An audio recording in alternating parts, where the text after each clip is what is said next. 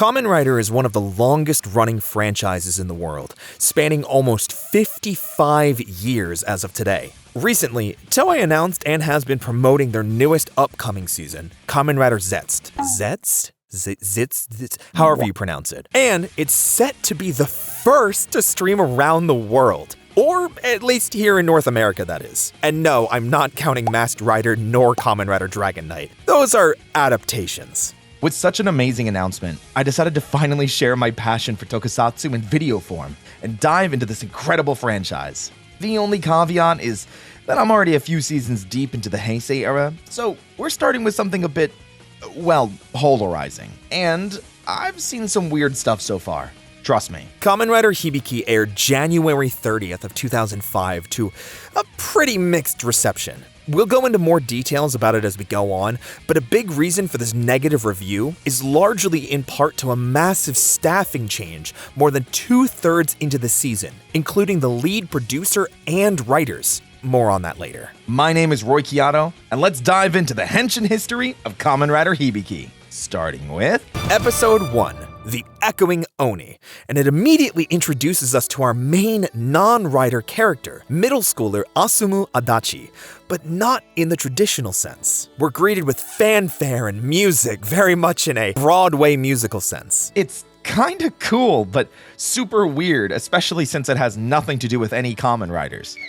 Right? More on that later. As the musical escapades come to an end, we're introduced to Asumu's friend, Hitomi. We don't get to learn much about her at the moment, but it's probably worth noting that she and Asumu are both very close. Just as quickly though, we cut to the end of the school day, where Asumu is discussing his plans for high school, aiming for Jonan University. However, his teacher notes that he's much too distracted with nearby students and their band practice.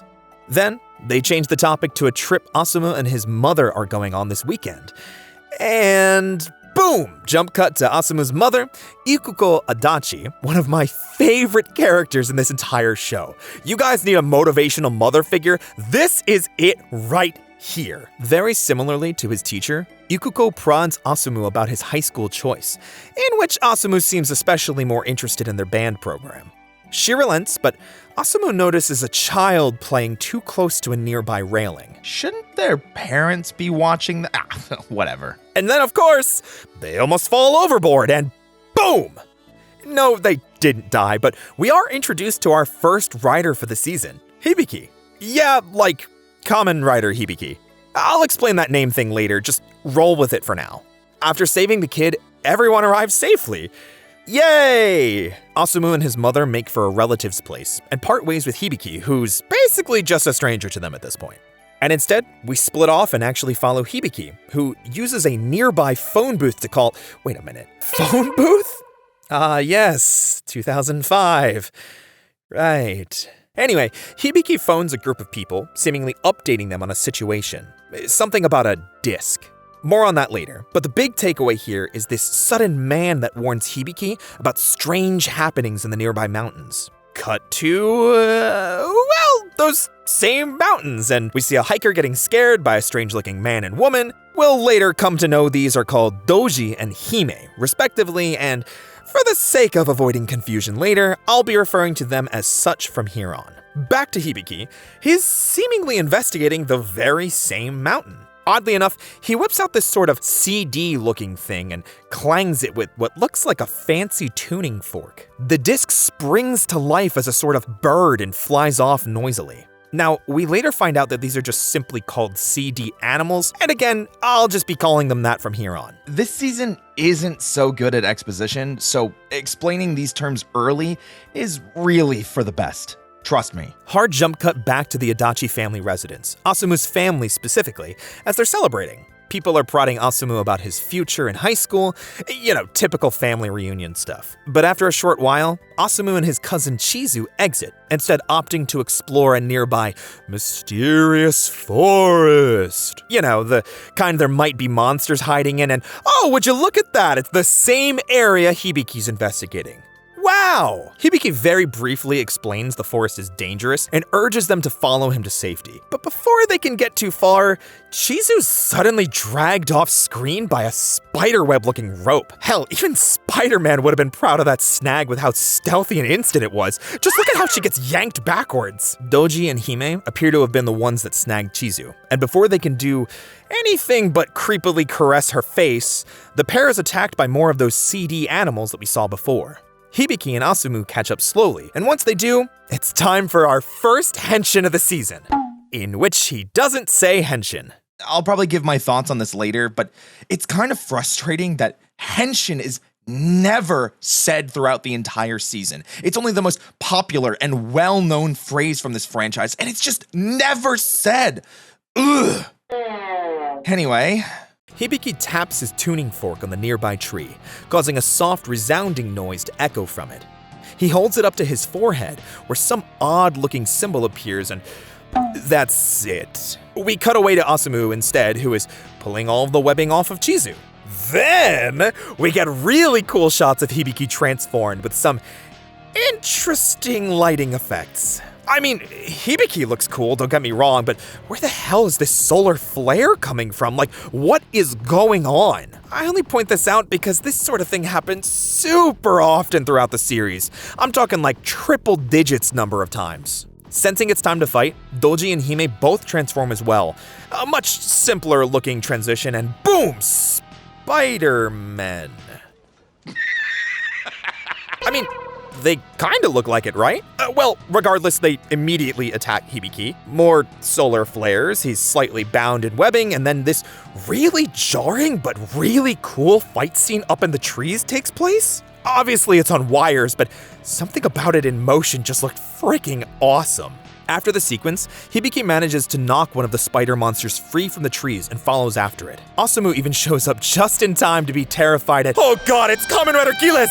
Sorry, the mouth opening just gave me PTSD. Anyway, Hibiki shoots fire out of his mouth at the spider monster immediately. And Asumu justifiably freaks out, losing his footing and falls down a very steep looking hill.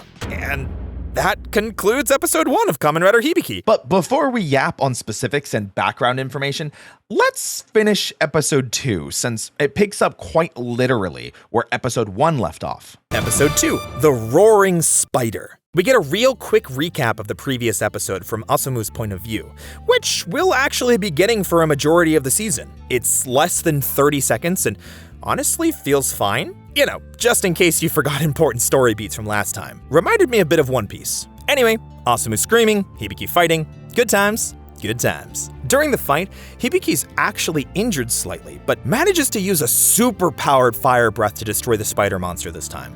Asumu runs away in fear, not realizing it's Hibiki, and Hibiki shows that he can still feel pain and be hurt. Though, after a brief second of concentration, he's able to heal the wound almost instantly. Asumu returns to Chizu, trying to drag her still unconscious body from the woods, and Hibiki shows up in his human form to help, and the three escape to Chizu's nearby car. We also get this really funny moment of Hibiki not knowing how to drive, despite being a little older, which ironically comes into play throughout this season. And when I say older, I'm talking like early to mid-30s. It's just funny to see him stall and wreck this car over and over again as they're trying to get to safety.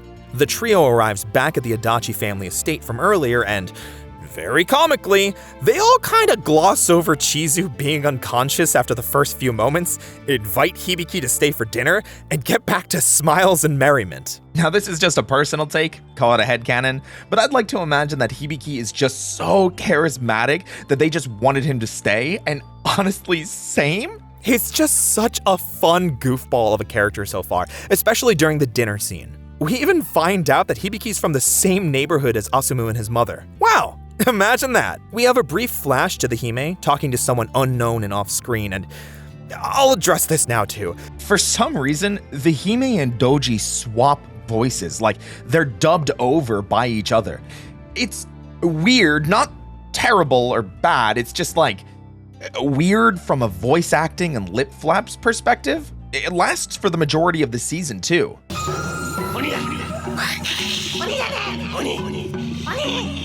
Back at the Adachi residence, Hibiki calls his team again. This time, explaining that they know the monster, referred to as Makomo in this season, is a Tsuchigumo, or ground spider. Almost every single Makomo is related to or just outright is a yokai from Japanese folklore and history. It's awesome. I love stuff like this, especially when they tie into the theme for the episode. Asumu tries to tell his mother about what happened in the forest, but she kind of just laughs it off. And sadly, this doesn't really help with him as he struggles to sleep, constantly seeing flashbacks of the monsters. He tries to go and talk to Hibiki, but then finds that he's gone. But he did leave behind a thank you note. See? Charismatic and charming. Man, I love this guy. Asumu somehow manages to track Hibiki down to a local beach. An incredibly beautiful shot of the waves crashing during sunrise. Scenes like these are some of my favorite in the season. The music, the lighting, and especially how Asumu looks to Hibiki as an almost mentor figure. Hibiki tells him, what you believe in is the first step in becoming your real self. And Hibiki gives him this little compass to help stop him from getting lost again, and then immediately tells him where he's going directionally. This compass ironically becomes such an important motif throughout the season, especially when Asumu feels lost and directionless. All of this immediately sets the tone for the season, and I wish we got more amazingly framed shots like this because it's just peak! Now that Hibiki is tracking down the Hime and Makomo, Asumu returns to his mother and convinces her to let him, hike with Hibiki? And specifically drives him to that location.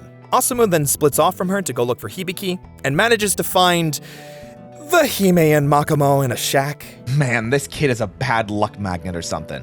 Hibiki should have just stayed with him, because only a moment later, the Hime finds Asumu. The doors open wide, and they try to feed him to the giant spider waiting inside. Luckily, Hibiki is just in time to save him. After tumbling down a hill, the pair return to the shack.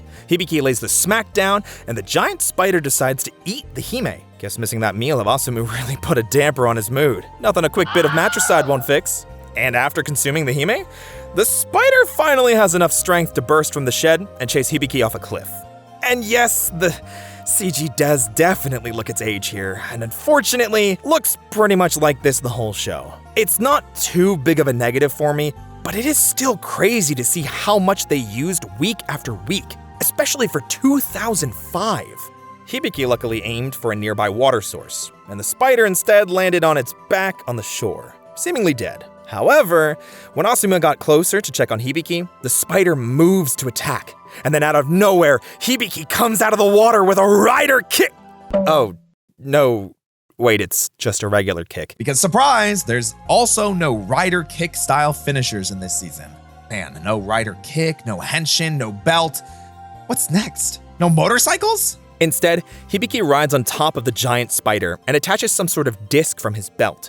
From there, it's one of the weirdest cut scenes I've seen, with a dizzying display of close-ups of Asumu, shaky cam of Hibiki on the spider's back with more solar flare lighting, and loud drum sounds as Hibiki quite literally treats the setup like a taiko drum. After the performance ends, the spider explodes! Yeah, like literally it explodes in a fanfare of confetti-style monster bits. It's kinda wild.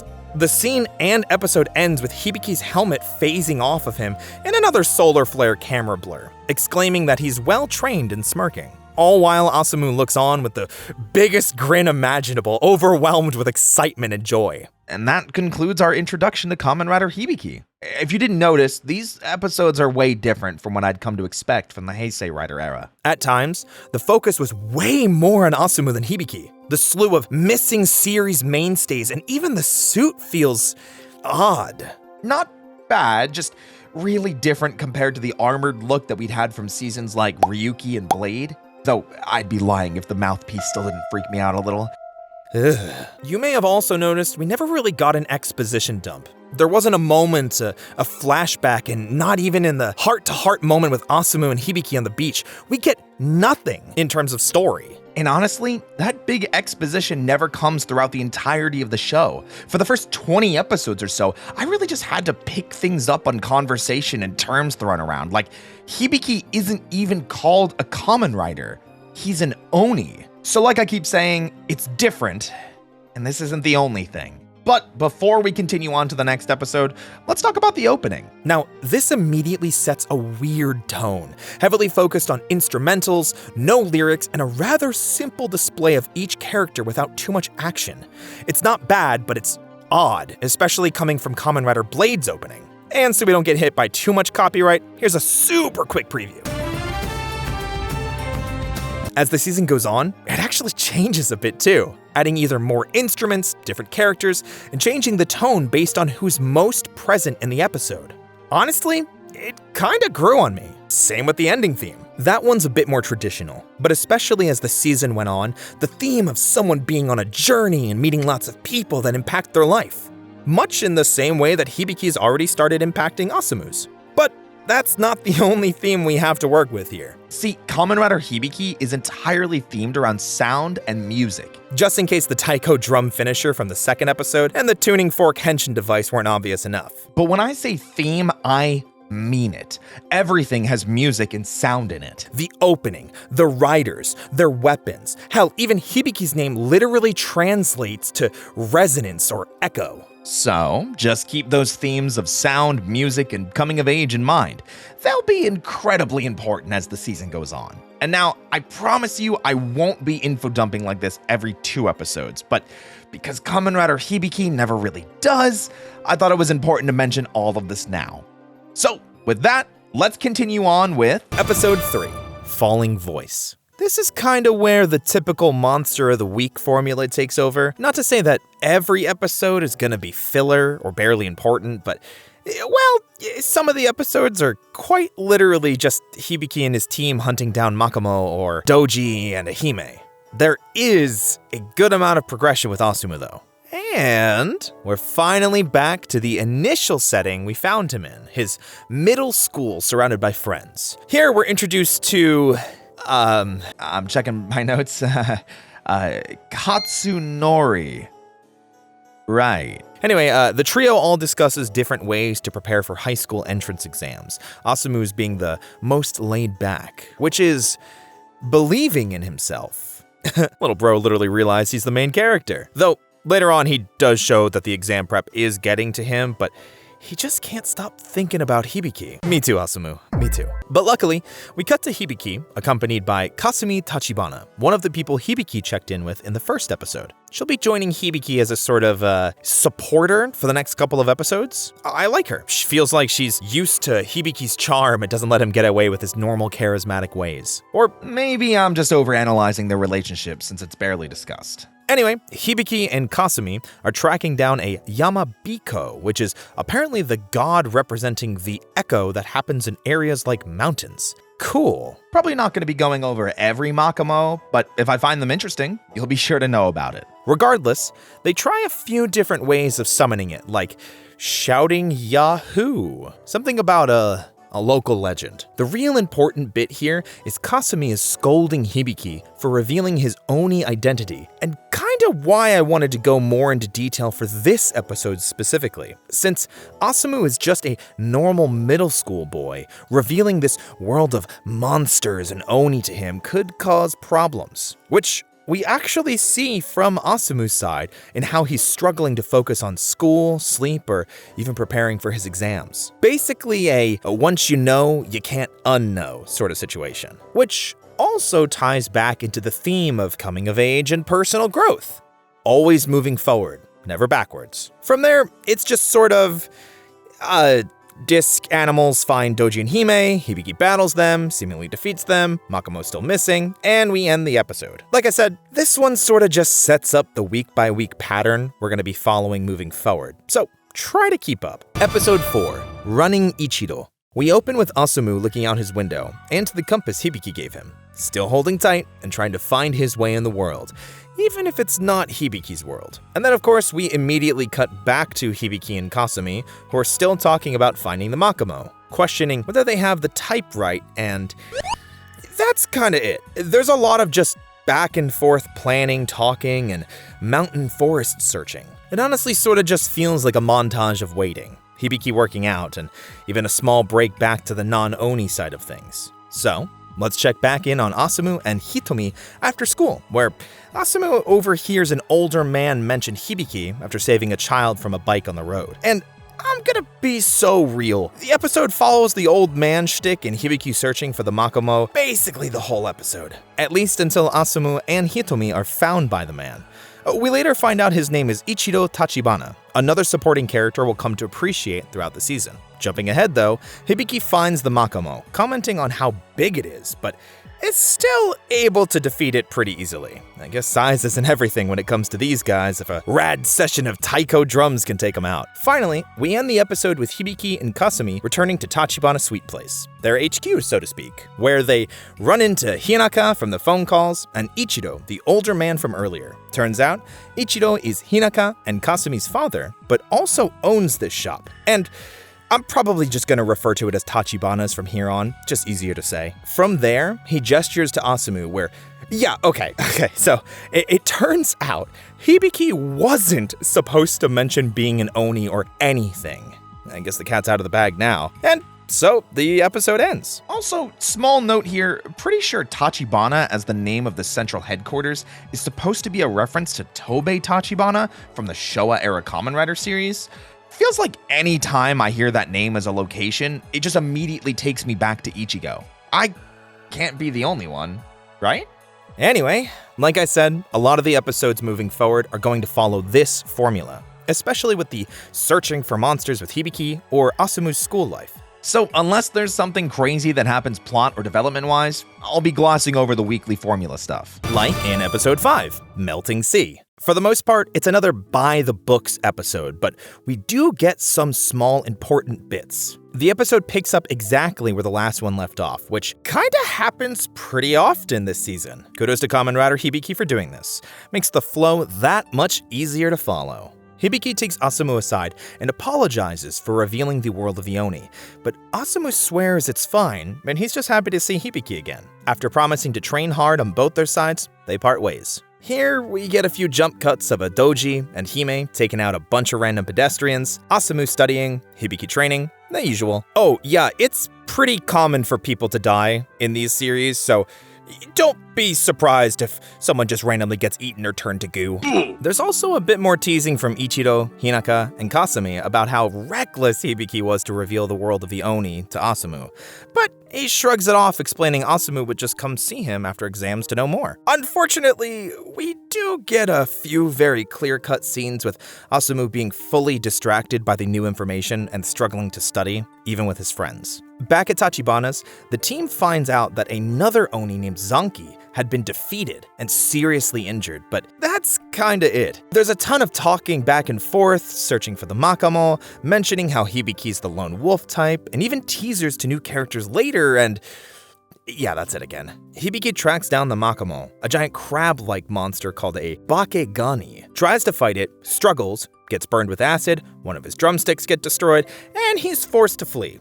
Little bit of rare happening, Hibiki losing a fight like that. Which leads us directly into the next episode again. Episode 6, Beating Soul. We open with Asumu outside of Tachibana's, unsure of whether to go in or not, but Ichiro approaching from behind quickly coaxes him inside, where they both meet up with Hinaka. They spend the majority of the episode talking about Asumu's fears and future and trying to get into Jonan University. I kinda like how much they give attention to Asumu's plotline, considering how important the theme of growth and self-discovery is this season. Back with Hibiki though, we see him stumbling out of the water back to Kasumi at camp. Clearly injured and now down one of his weapons, they decide to request for assistance and a replacement ongekiko, the taiko drumstick. And who else to better deliver this but our newest character, Ibuki. Say hello to Ibuki, everyone. Back at Tachibana's, Asumu is leaving and happens to cross paths with the same man, but oddly enough, after hearing stories about the kid, Ibuki stops Asumu, insisting he comes with him as Hibiki's disciple. Asumu tries to explain that he isn't, but Ibuki just won't take no for an answer and basically forces him to ride on his motorcycle and deliver the replacement ongekiko. Once they arrive at Hibiki's camp, it's actually a pretty funny realization that Ibuki made a mistake, though we do get a nice little scene where both Hibiki and Asumu are happy to see each other. Hibiki actually apologizes once again for getting him involved in this kind of thing. Then, more sharing of stories, training, and uplifting words to help Asumu out of his recent slump. Their conversations cut short though, one of the disc animals returning to reveal the location of the Bakigani. Everyone parts ways, and Hibiki goes after that giant crab. Of course, this time, he's ready and defeats the beast with a show of that same fiery Oni force we'd come to expect. It explodes in typical fashion, and the day is saved. But the episode doesn't end there. Instead, it moves back to Asumu, showing his new determination for studying and training, as Hibiki put it. I really like these moments, these slight nods to the conversations the two have had and continuously reminding us what the theme of the show is. Even if nothing crazy happens in the episode plot or story-wise, we're always treated with nods to character growth and their journeys. I will be geeking out about this as we continue. You have been warned. Episode 7, Majestic Breath Oni. We finally made it to a major plot-related episode, and we kick off the celebrations with Asumu and all of his friends getting accepted into Jonan. Yippee! He even gets a call on his way home from his mom congratulating him, and that they'll celebrate together later. I love Ikuko so much. What a great mom. Asumu makes his way into Tachibana's to share the news with Hibiki, but he's out apparently, training. He does that a lot. But since he doesn't have a cell phone, he's a bit harder to track down. Luckily, Hinaka tells Asumu where Hibiki is training, but it also brings up a kind of important question. Will Asumu become an Oni like Hibiki? Will he? Regardless, Asumu decides to track down Hibiki, calling his mother to let her know. Hibiki is also informed by Hinaka about the good news, so now everyone's in good spirits. But she also mentions that Ibuki is nearby, investigating some Makamo sightings. Cut to Ibuki, who's actively searching for an Itanmomen, which is like a cloth yokai, but in this case it's a winged eel-looking thing.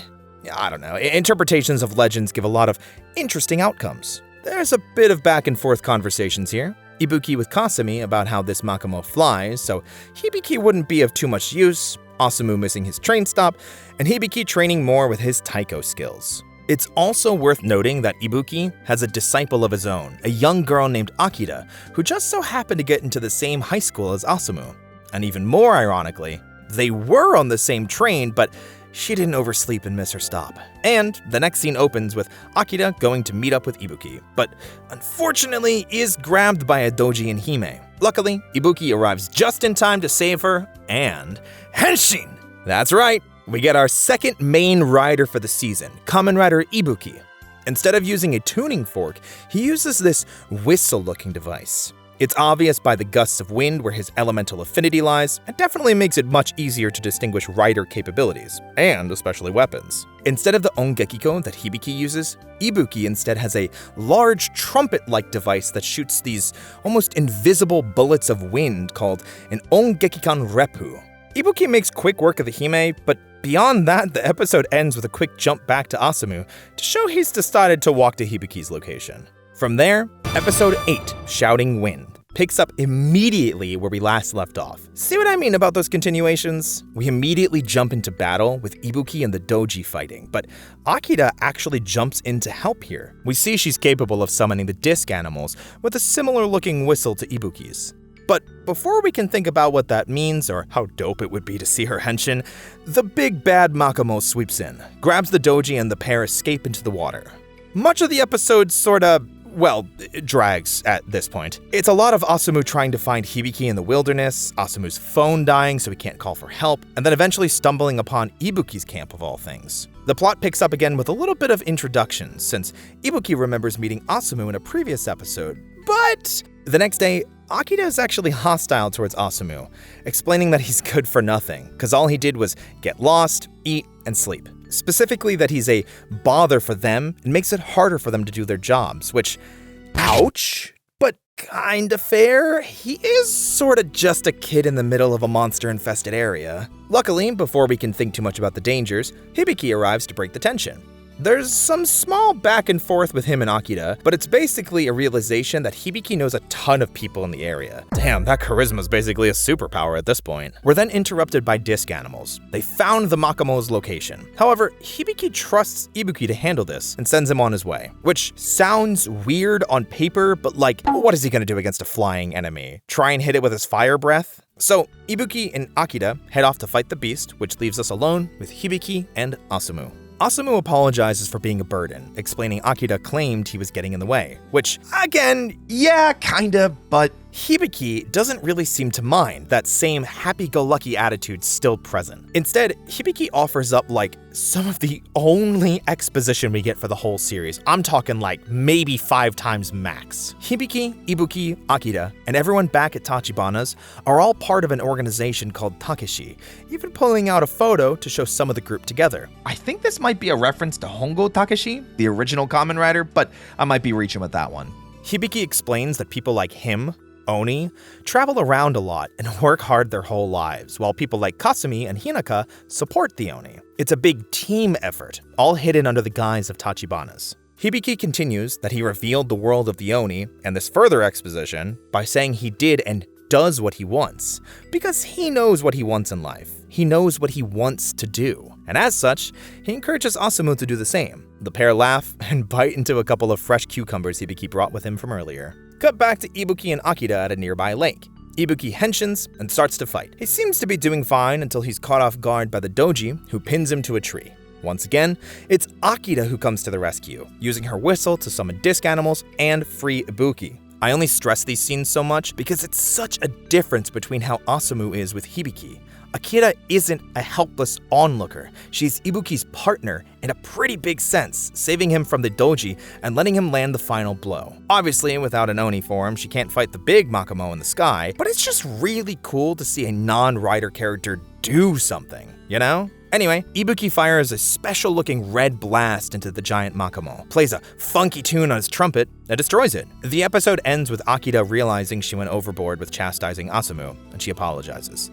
The two reconcile and become friends, much to Hibiki's grinning delight. Episode 8 marks a really good point in Kamen Rider Hibiki for me. Finally giving us a sense of not only exposition with Hibiki and Asumu, but more about the relationship between the Tachibana support team, and especially Disciple and Oni. Akira is my standout favorite in these, despite her prickly demeanor. We see she knows how to support Ibuki in fights and isn't afraid to jump into battle if needed. These world-building episodes feel really absent throughout the season, so when they do show up, they feel like a real treat, especially when topped with tons of character development and conversations that help you understand motivations and relationships more. I sure hope nothing changes these relationships in the future.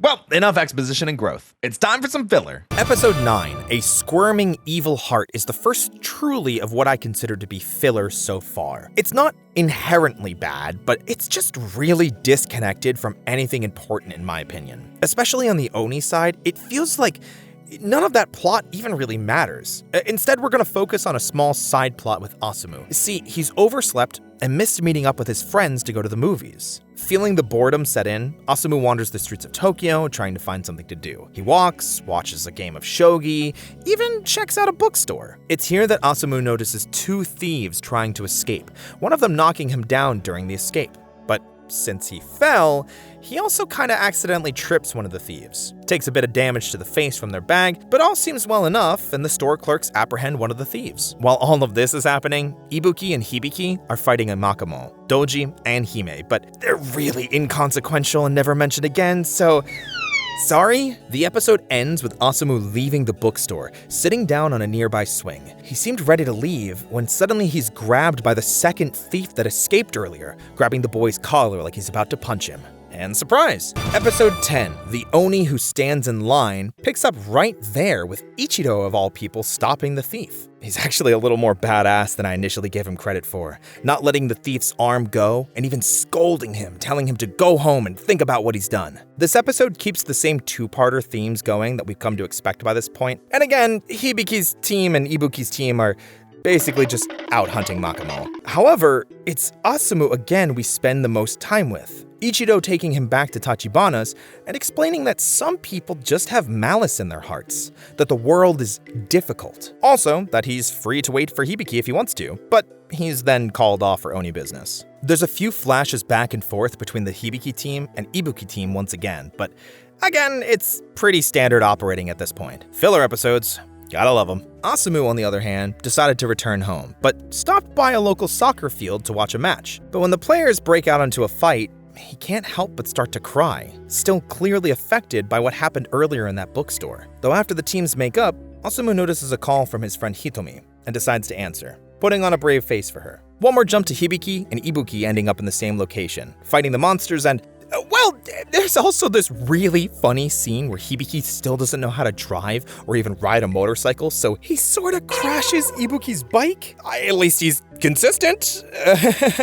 The episode ends with Hitomi meeting Asumu by the soccer field, asking about his injuries, to which of course he doesn't want to comment. Instead, the two reconcile over Asumu missing the movies earlier and make plans for the future. Yeah, this feels kind of stale. Like, what's the lesson that Asumu learned here? That people are jerks sometimes, but it's important to reconcile and work together? I don't know, I feel like he learned that in his interactions already with Akira. Ooh, but this time he got beat up. Right, my bad. Anyway, like I said, these filler types of episodes really hurt Kamen Rider Hibiki in my opinion. There's not enough meat and story to have what felt like a 2-part episode about Asumu learning a lesson that he already learned. Especially when it took freaking 8 episodes for us to get any type of exposition out of Hibiki himself. I wish I could say this was the last time this happened, but this season has a really bad habit for multi-parters, even with its filler. I'll try to keep those brief moving forward, but since this is a deep dive into Kamen Rider Hibiki, well, we gotta hear about him somewhat. Luckily, episode 11, Swallowing Wall, only seems like filler until we get to the end of the episode. Asumu starts high school, lots of cherry blossoms blooming and pretty scenery. Yay for the progress of time! We cut to Tachibana's where Hinaka emerges from a secret hole in the wall, showing there's still more secrets Asumu has yet to find. Hibiki even makes some comments about needing to find more strategies to win in the future. Keep growing, keep training. Meanwhile, Ibuki and Akira are testing new disc animals elsewhere. Back with Asumu, we get an almost sad but necessary scene where he meets up with Hitomi and only Hitomi, realizing that it's gonna be a lot harder for all of their friends to get together at this point. Or, just to keep the cast a bit easier to follow. They do have a bit of a weird conversation leaving school though.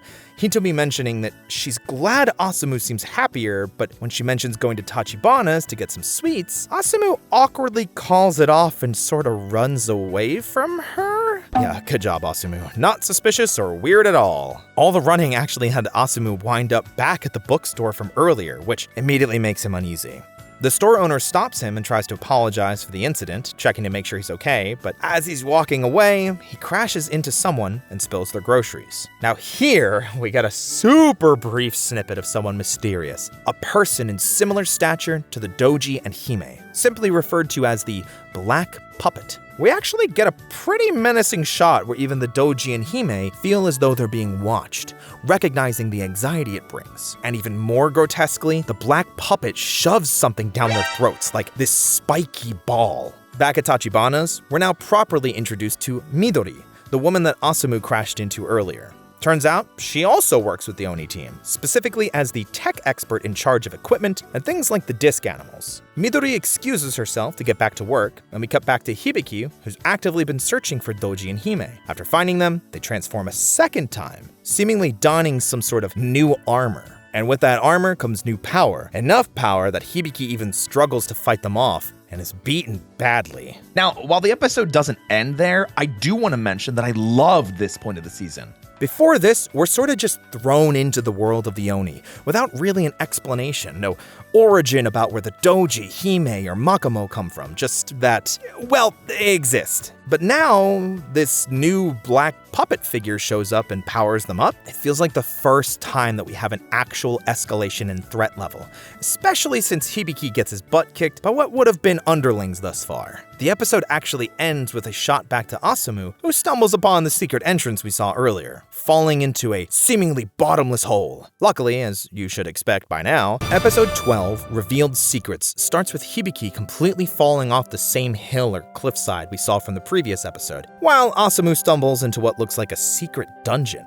Unfortunately for Hibiki, the fall looked to be pretty impactful, knocking him out and removing his helmet. The Doji and Hime even look over the cliff to try and find him, then continue patrolling on. It's really creepy and almost unsettling to see just how badly they beat him, and again, it's a really nice change of pace from the previous Monster of the Week style episodes we've had so far. Luckily, we do see that Hibiki's made it back to camp in the next shot, letting Kasumi know and contacting Tachibanas to let them know about the situation. Unfortunately, they're not really sure what this new power could be, and they'll have to look into it. For the first time since we've met him, Hibiki's worried and unamused. We get a brief cut back to the Doji and Hime bowing to the black puppet, excited they defeated an Oni. But the puppet strikes them, calling them useless, clearly knowing that Hibiki survived. Back with Asumu, he seemingly found a lit room, walls filled with Oni equipment. Midori bursts in a few moments later, and the two exchange a funny moment of, "What are you doing here?" And after this exchange, Midori explains that they're below Tachibana's, and that this place is like some sort of ninja mansion, lots of hidden rooms and secrets. She even offers to explain a bit more about Oni, asking if Asumu had heard how someone becomes one. Gives a pretty generic answer, but here again, we finally get a bit more context and exposition. There used to be a lot more Oni around, more warriors needed to help protect people from Makamo, but as times pass, less people want to take up the mantle. It basically means sacrificing your life to the cause at all times, unable to pursue anything but being an Oni. And even though Hibiki, Ibuki, and some others are still fighting and defeating Makamo, their numbers don't seem to go down. If anything, there's more than ever recently. Midori further explains that these monsters are showing up all over Japan, so their network of Oni stretches far, but thin as well. Ibuki and Akira also show up at Tachibana's at this point and run into Hitomi, who happened to be waiting to be served. She showed up in the previous episode, but I kind of forgot about her, so she's just been here while Asumu stumbled into the basement. There's kind of just a lot of talking at this point, so we'll skip back to Midori and Asumu. They're talking about disc animals. Before that, though, they used these paper animals, and Midori demonstrates by bringing an origami crane to life, calling it a shikigami. And moments later, we finally get confirmation that only Oni can defeat Makamo, as far as they're aware. Midori also gives us a little backstory into Hibiki's life before he was an Oni, how he was unable to stop his friend from transferring schools, and it made him feel powerless. Asumu remarks that he had a similar feeling with the shoplifters previously, but hearing how even someone like Hibiki struggled at his age makes him feel a lot more at ease. At this point, Hibiki is back on the trail, catching up to the Makamo, the Doji, and the Hime. Basically, Hibiki's plan is to try and stall for their armor to wear off, assuming based on the information from Tachibana's that it might only work in short bursts. Unfortunately, the Doji and Hime are way more ruthless, impaling Hibiki on a nearby tree. It's a pretty grim look, but luckily all the stalling paid off. Both of Hibiki's attackers convulse and power down, giving him the chance to finish both of them off. With no one left to stop him, Hibiki attacks the Makamo, finishing it off with ease. The episode ends with some laughs about being stuck in the basement for so long, and that's pretty much it. Now, I know that took a while to get through, especially after I said I wouldn't spend so much time on entire episodes, but hey, this sets a new tempo for Kamen Rider Hibiki. Instead of all of the fights being cakewalks, this new black puppet and their power-ups are a looming, ever-present threat. I may not mention each episode in this much detail moving forward, but being aware of the growing danger and new potential antagonist felt worth it, especially moving into the next episode. Episode 13, Berserk Fate, opens with that creepy puppet from the last two episodes, leaving what appears to be an abandoned mansion. There's a bit of jumping around here with conversations, Asumu seemingly being stressed and his mother trying to help console him, the Oni team talking about shifts so people could get breaks, but especially Midori producing a new Oni weapon, one of those disc things that Hibiki used and plays drums on. It's called the Bakuretsu Kandetsumi, which I'm absolutely certain I butchered the pronunciation on. Back with the black puppet, we see another Doji and Hime getting the same power-up as the previous ones. See what I mean about that constant looming threat? But The rest of the episode is sort of sparse, except for a few key details. Firstly, Hibiki and Akita come across the monsters this time, much to the same success as Hibiki. But after transforming into their armored state, the doji actually transforms a second time and turns on the Hime, killing her. But he doesn't stop there. No, he actually eats the Makamo and retreats after doing so, but Hibiki and Akita follow after it. On Asumu's side, the stress turned into a lack of appetite, which turned into something a little more troubling. His stomach causing him so much pain that he actually collapses in the middle of class. Now don't worry, he does get rushed to the hospital, his mother arriving shortly after. Turns out to be appendicitis, and that he'll be fine after surgery and rest. But there's some lament about how he only just started high school, and now he'd be missing so much of it. Meanwhile, Hibiki is en route to assist Ibuki and Akita, but the latter is already fighting with the Berserk Doji from before. The episode ends with a pretty gruesome shot of the Doji biting into Ibuki's shoulder. And of course, you can expect the direct follow-up next episode with Episode 14, Devouring Doji. After being thrown off from Ibuki, the monster turns towards Akita, grabbing her, smelling her, really creepy-like, but lets her go. Now, I always thought this had something to do with the Oni and Makamo or Doji and Hime relationship, but I don't think it's ever explored, like, ever again. Shame. I think it would have been a really cool plotline. Hibiki eventually catches up with the doji as it's trying to flee, but doesn't fare too much better, only momentarily stunning it until Ibuki arrives. And again, the doji flies off and escapes. There's a bit of back and forth here with the Oni team and friends or family checking in on Asumu at the hospital. Hitomi actually runs into a cousin of hers who's here visiting his senpai. We'll come back to those two later. The rest of the episode's honestly just a lot of bouncing back and forth between the two scenes. Our Oni team looking for the Berserk Doji, and Asumu in the hospital, and nothing really happens until the end. There's some brief conversations with Asumu, and someone else we'll meet again later, but since he's not important now, let's just catch up with the Oni team. They eventually catch up with the Berserk Doji, who is, funny enough, fighting with another Doji and Hime. It's kind of cool to see 3 different factions fighting, but the normal Doji and Hime are defeated pretty quickly without any power-ups. The team, however, manages to attach Hibiki's new disc to the Berserk Doji, the one we saw from the last episode, and finally, we have a finisher that doesn't take forever. Instead of a constant drum beat or trumpet solo, it's just 2 strikes and the Berserk Doji explodes. With this new finisher proving incredibly powerful, the team celebrates a hard-fought victory. And of course, the episode ends with Asumu back at the hospital, finally getting some sleep. Honestly, these 2 episodes probably could have been classified as filler if it weren't for the new finisher and some of the new characters we met, but again, trying to at least include as much information as I can when I can. Especially since the next 2 episodes are very important, introducing us to even more Oni. Episode 15, Weakening Thunder, throws us for a bit of a loop. Asumu is usually some sort of the focus in a lot of these episodes, but for once, he's sort of the B-plot, so we're gonna focus on something new. And show you guys the power of thunder!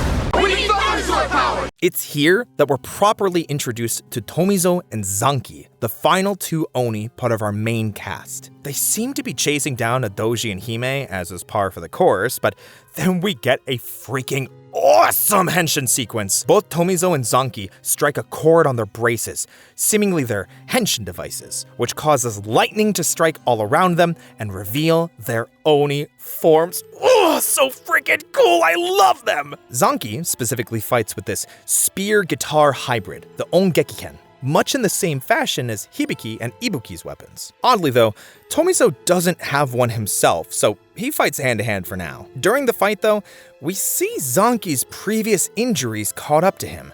Nothing crazy like dying mid-fight, but it's obvious signs of wear and tear. The 2 are able to kill the Hime and give chase after the Doji shortly after. Then, we cut to this cute little shot of Hibiki, Ibuki, and Akita stopping at a motorcycle shop. Ibuki specifically mentions how it would fit Hibiki so well, who agrees, and that he'd keep training to be able to use it one day properly. Tomizo and Zanki catch up to the doji though, and kill it with this super cool spear throw? It's just so crazy to see in full motion. And then of course, the Makamo itself arrives.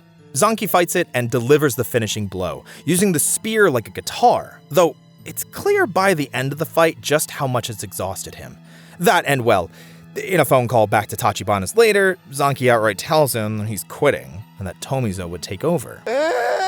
Skipping over some other background happenings, Zanki and Tomizo are asked to help with one more Makamo, assisting another Oni, Sabaki, who really only shows up once or twice, but I think it's probably just worth knowing that there are other Oni active in other regions in Japan, but not many and none as important as our group here. The duo arrive to assist, but when the Makamo appears to assist its Doji and Hime, things start to look grim. Tomizo and Zanki henshin, and the latter is immediately forced to the ground in pain from their previous injuries. That is where the episode ends. Episode 16, Roaring Oni, begins. Zanki entrusts his weapon and finisher disc to Tomizo, explaining he'd fight the Doji and Hime while his disciple saved Sabaki, and dealt with the big bad. And while he does manage to save Sabaki, the whole fight's kind of a mess, Tomizo showing that maybe he isn't ready yet. Zanki manages to finish off the Doji, but the Hime and Makamo escape, leaving Sabaki unconscious on the ground and the team rushing him to the hospital. The rest of the episode feels kind of bloated. I mean, we get a cute side story where Hibiki visits Asumu and Ikuko at their home just to check up on the boy after his surgery.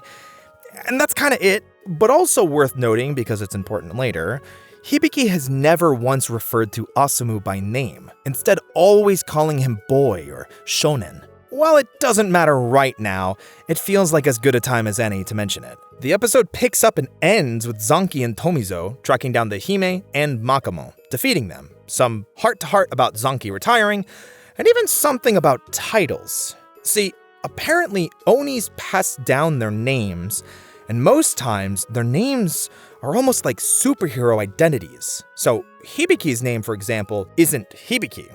And since Tomizo is graduating to full-blown Oni, Zanki insists he takes a new name. While Tomizo refuses to take up the mantle of Zanki, they do decide on a new name, and thus, Kamen Rider Todoroki is born.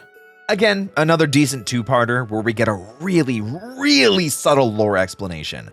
It's really nice to see this sort of legacy that's been persistent throughout Oni history, but especially the consequences. Hibiki's always talking about training, and a lot of his downtime, he's seen doing such. But now, we get a clear physical representation of the consequences of being an Oni. Not just in free time, but identity and physical health. Being an Oni really is putting all of your life on the line, and that's really important for the rest of the series. Okay, enough of that mushy story and background crap. It's time for a bunch of barely important filler episodes. Yippee! Episode 17, A Targeted Town.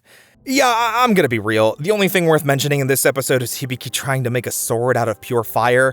It's cool, but nothing else of consequence happens. So, episode 18, Unbroken Hurricane. Another filler and a follow-up to the previous episode. This time, the only thing worth mentioning is that Asumu sort of starts working part-time at Tachibana's. It's more like volunteering when he can, but it gives him an excuse to be at Tachibana's more often, so cool?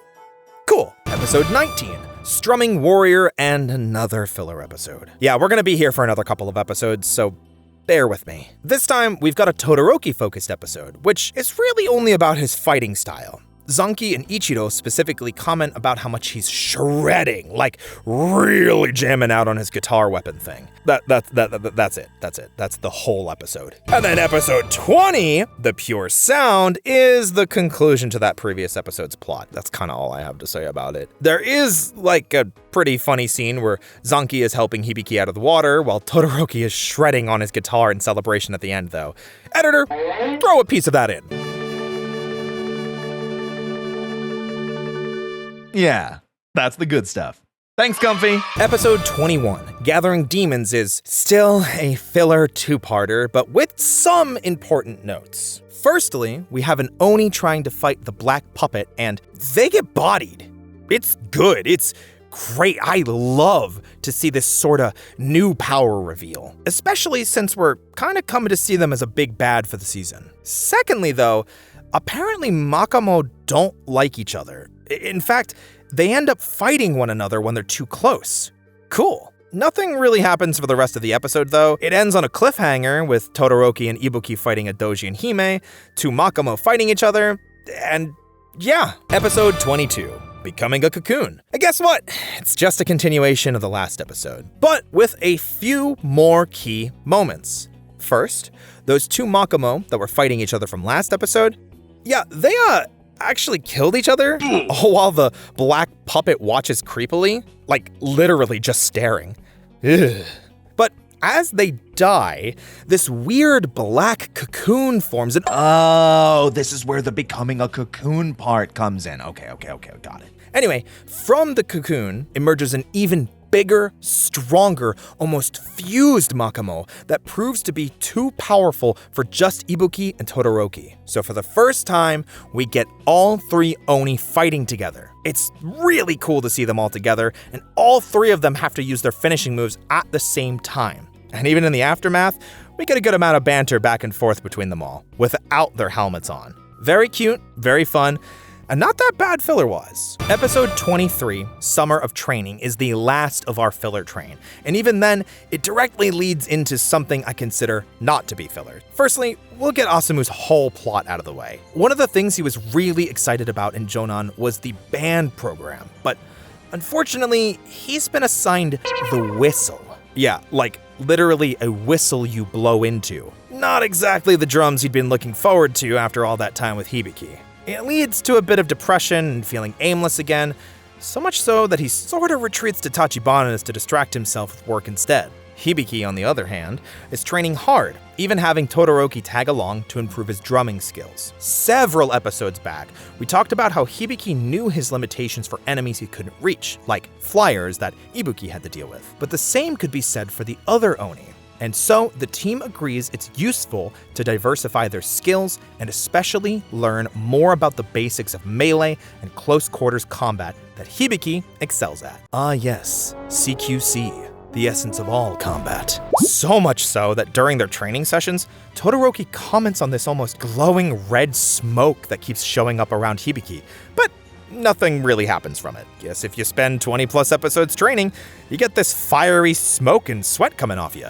Cool. As a side note, Todoroki is also apparently a little childish when it comes to this kind of stuff. Kind of like how we saw his guitar playing in previous episodes. And sadly, this also plays into his love life. Yeah, there's like a mini love plot going on with him and Hinaka that he can't help but fumble over. There's actually a few romantic subplots that happen over the course of the season, but this is the first one I feel is worth mentioning. Though, there's also some romantic tension with Ibuki and Kasumi, as well as a little crush with Asumu and Hitomi. Jumping ahead, both Hibiki and Todoroki catch wind of a new Makamo, and after some searching, the pair find the Doji and Hime for this Makamo and do battle. Todoroki's excitability gets the better of him though, and he's blasted with some goo, but it does give Hibiki an opening to finish off the Hime. Just as he's about to finish off the Doji as well, the Makamo jumps in and blocks the fireball shot, seemingly unharmed. Something I feel worth noting here, even if it's minor, I think this is the first time we've seen like a humanoid Makamo. Prior to this, they've always been huge or even giant size, but this one's barely bigger than Hibiki. Continuing on into episode 24, Burning Crimson, We're treated to something really special that flipped my enjoyment for Hibiki's weekly fights a ton. It's probably mentioned in passing earlier, but it turns out the Makamo have types, almost like Pokemon. And yes, I know that's a really simplified comparison, but just bear with me. I say this because depending on the seasonal type they have specific weaknesses. So this Makamo is a summer type, meaning it's more weak to fire and Hibiki's style of fighting. However, it also means that it's more resistant to other things, say like lightning and slashing. See what I mean about it being similar to Pokemon? Hibiki tries to warn Todoroki about this, but his partner is too heated in the moment to listen, striking the Makamo and causing it to spawn a copy of itself. Luckily, Hibiki is able to dispense the clone without too much effort, but the original gets away. We cut to Asumu and the Tachibana group back at base, but only for a moment. Basically just enough time for Hibiki to update them on the situation. However, while our Oni group is waiting for the monster's location, they return to training.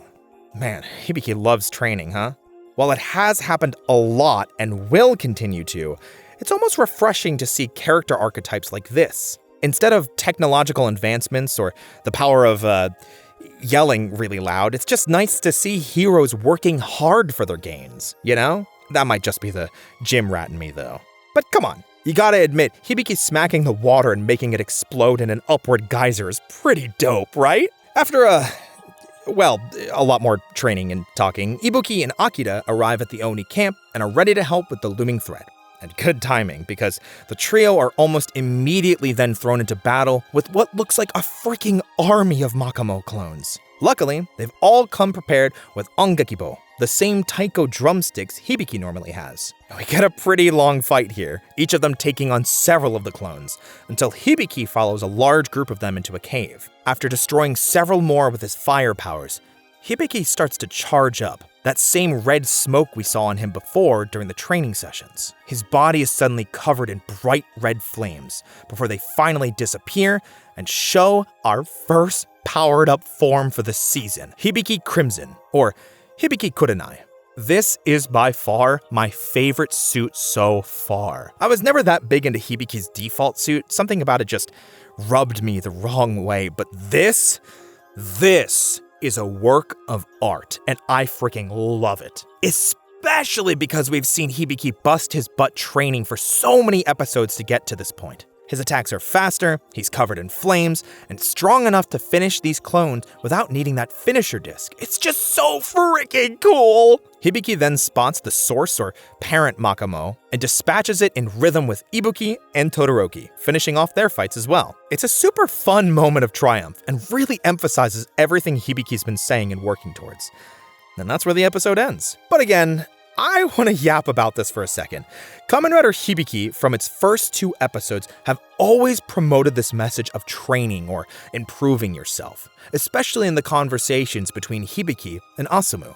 To see that message now come, well, not full circle, but to be realized once again, it's a feel-good moment that really helps you remember what this season is about, or at least one of its themes. There's a few of those. And from this point forward, Hibiki's unlocked this power for good, regularly using it for the rest of the series as needed. Unfortunately, with this episode, we're back on the filler train, which kinda sucks. It feels like after introducing Todoroki, there hasn't been much in terms of plot progression, because we still don't know anything about the black puppet, where the Doji and Hime are coming from, or... Oh, right! I should mention, like the episode before this one, there's actually a white puppet instead of a black puppet. And rather than dishing out power-ups to an already present Doji and Hime, it uses its staff and this mysterious liquid inside to spawn them. It's frustrating to say the least, but I'm pretty sure this gets ditched in a few more episodes without ever really being explained. Hell, I think both puppets are abandoned after episode 29. But we'll get to that later. For now, let's get through another wave of filler, starting with episode 25, Running Azure. We start off with more Hibiki training. This time swimming. Even got those weighted braces to make it more challenging. Meanwhile, Todoroki, Asumu, and a few of their friends are going to a water park for training? It seems more like summer relaxation, but Todoroki's just so goofy with it, it's really funny. Like, how do you swim the wrong way in a lazy river? Cutting past the fluff here, the episode has a Kappa as the main Makamo, so thank goodness everyone's been training in the water for some reason. Anyway, Hibiki beats it and is left picking off some funny-looking white goop off his arm. Not even a multi-parter this time. One small note to make here, though.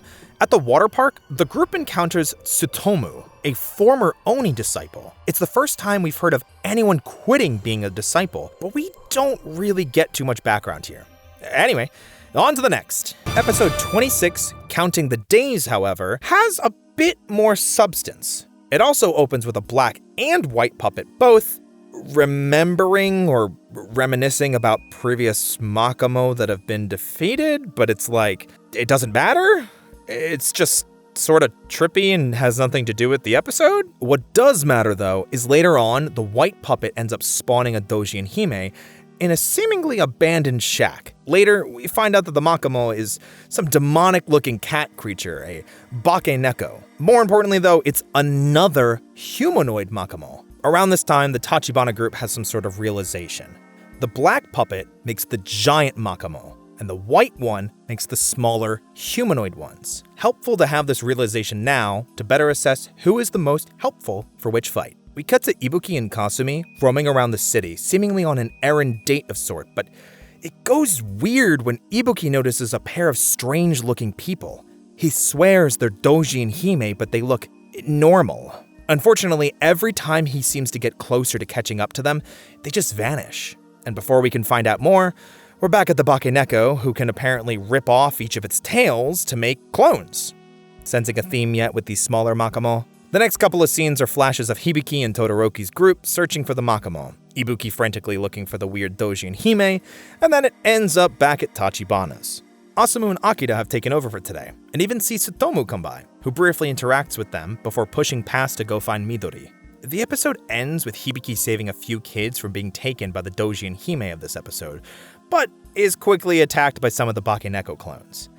And sadly, he's overwhelmed and forced to activate Kurenai form. Episode 27, Passing Down the Bond, picks up in the same exact fight, Hibiki having powered up and continuing his fight against the clones. Unfortunately, just as he's defeated one, another shows up. Though Hibiki does manage to defeat another one with this kinda silly finisher of igniting his Ongekibo while the Bakeneko clone is biting down on it. Talk about a spicy meatball. There's a few jump cuts here, Tsutomu talking to Midori about how things have changed since he quit, a quick revelation that while he followed Hibiki's style, he wasn't his disciple with Asumu, and even explaining why he didn't become an Oni.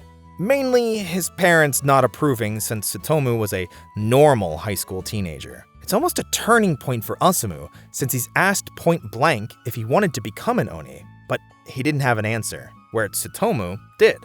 He knew he still wanted to help people though, so he was a lifeguard at the water park where they met. It might not be his end goal, but he talked openly about finding his path and training hard. But again, Tsutomu warns Asumu that being an Oni is hard, not something you can be wishy-washy about. Next, we cut back to Hibiki, Todoroki, Zanki. Oh, right. I haven't really talked about Zanki much since he retired, but he's actually been in quite a few of these episodes. It's just sort of been more of a background role. He offers support sometimes and uses disc animals, but doesn't really fight much. I mention him now because he meets up with Hibiki and Todoroki to explain that all their disc animals were destroyed in the search for the monsters. Luckily, they're able to put some of the broken ones back together, listen to the data, find the Bakeneko hideout, and, well, Hibiki destroys it. It's actually kind of an anticlimactic ending.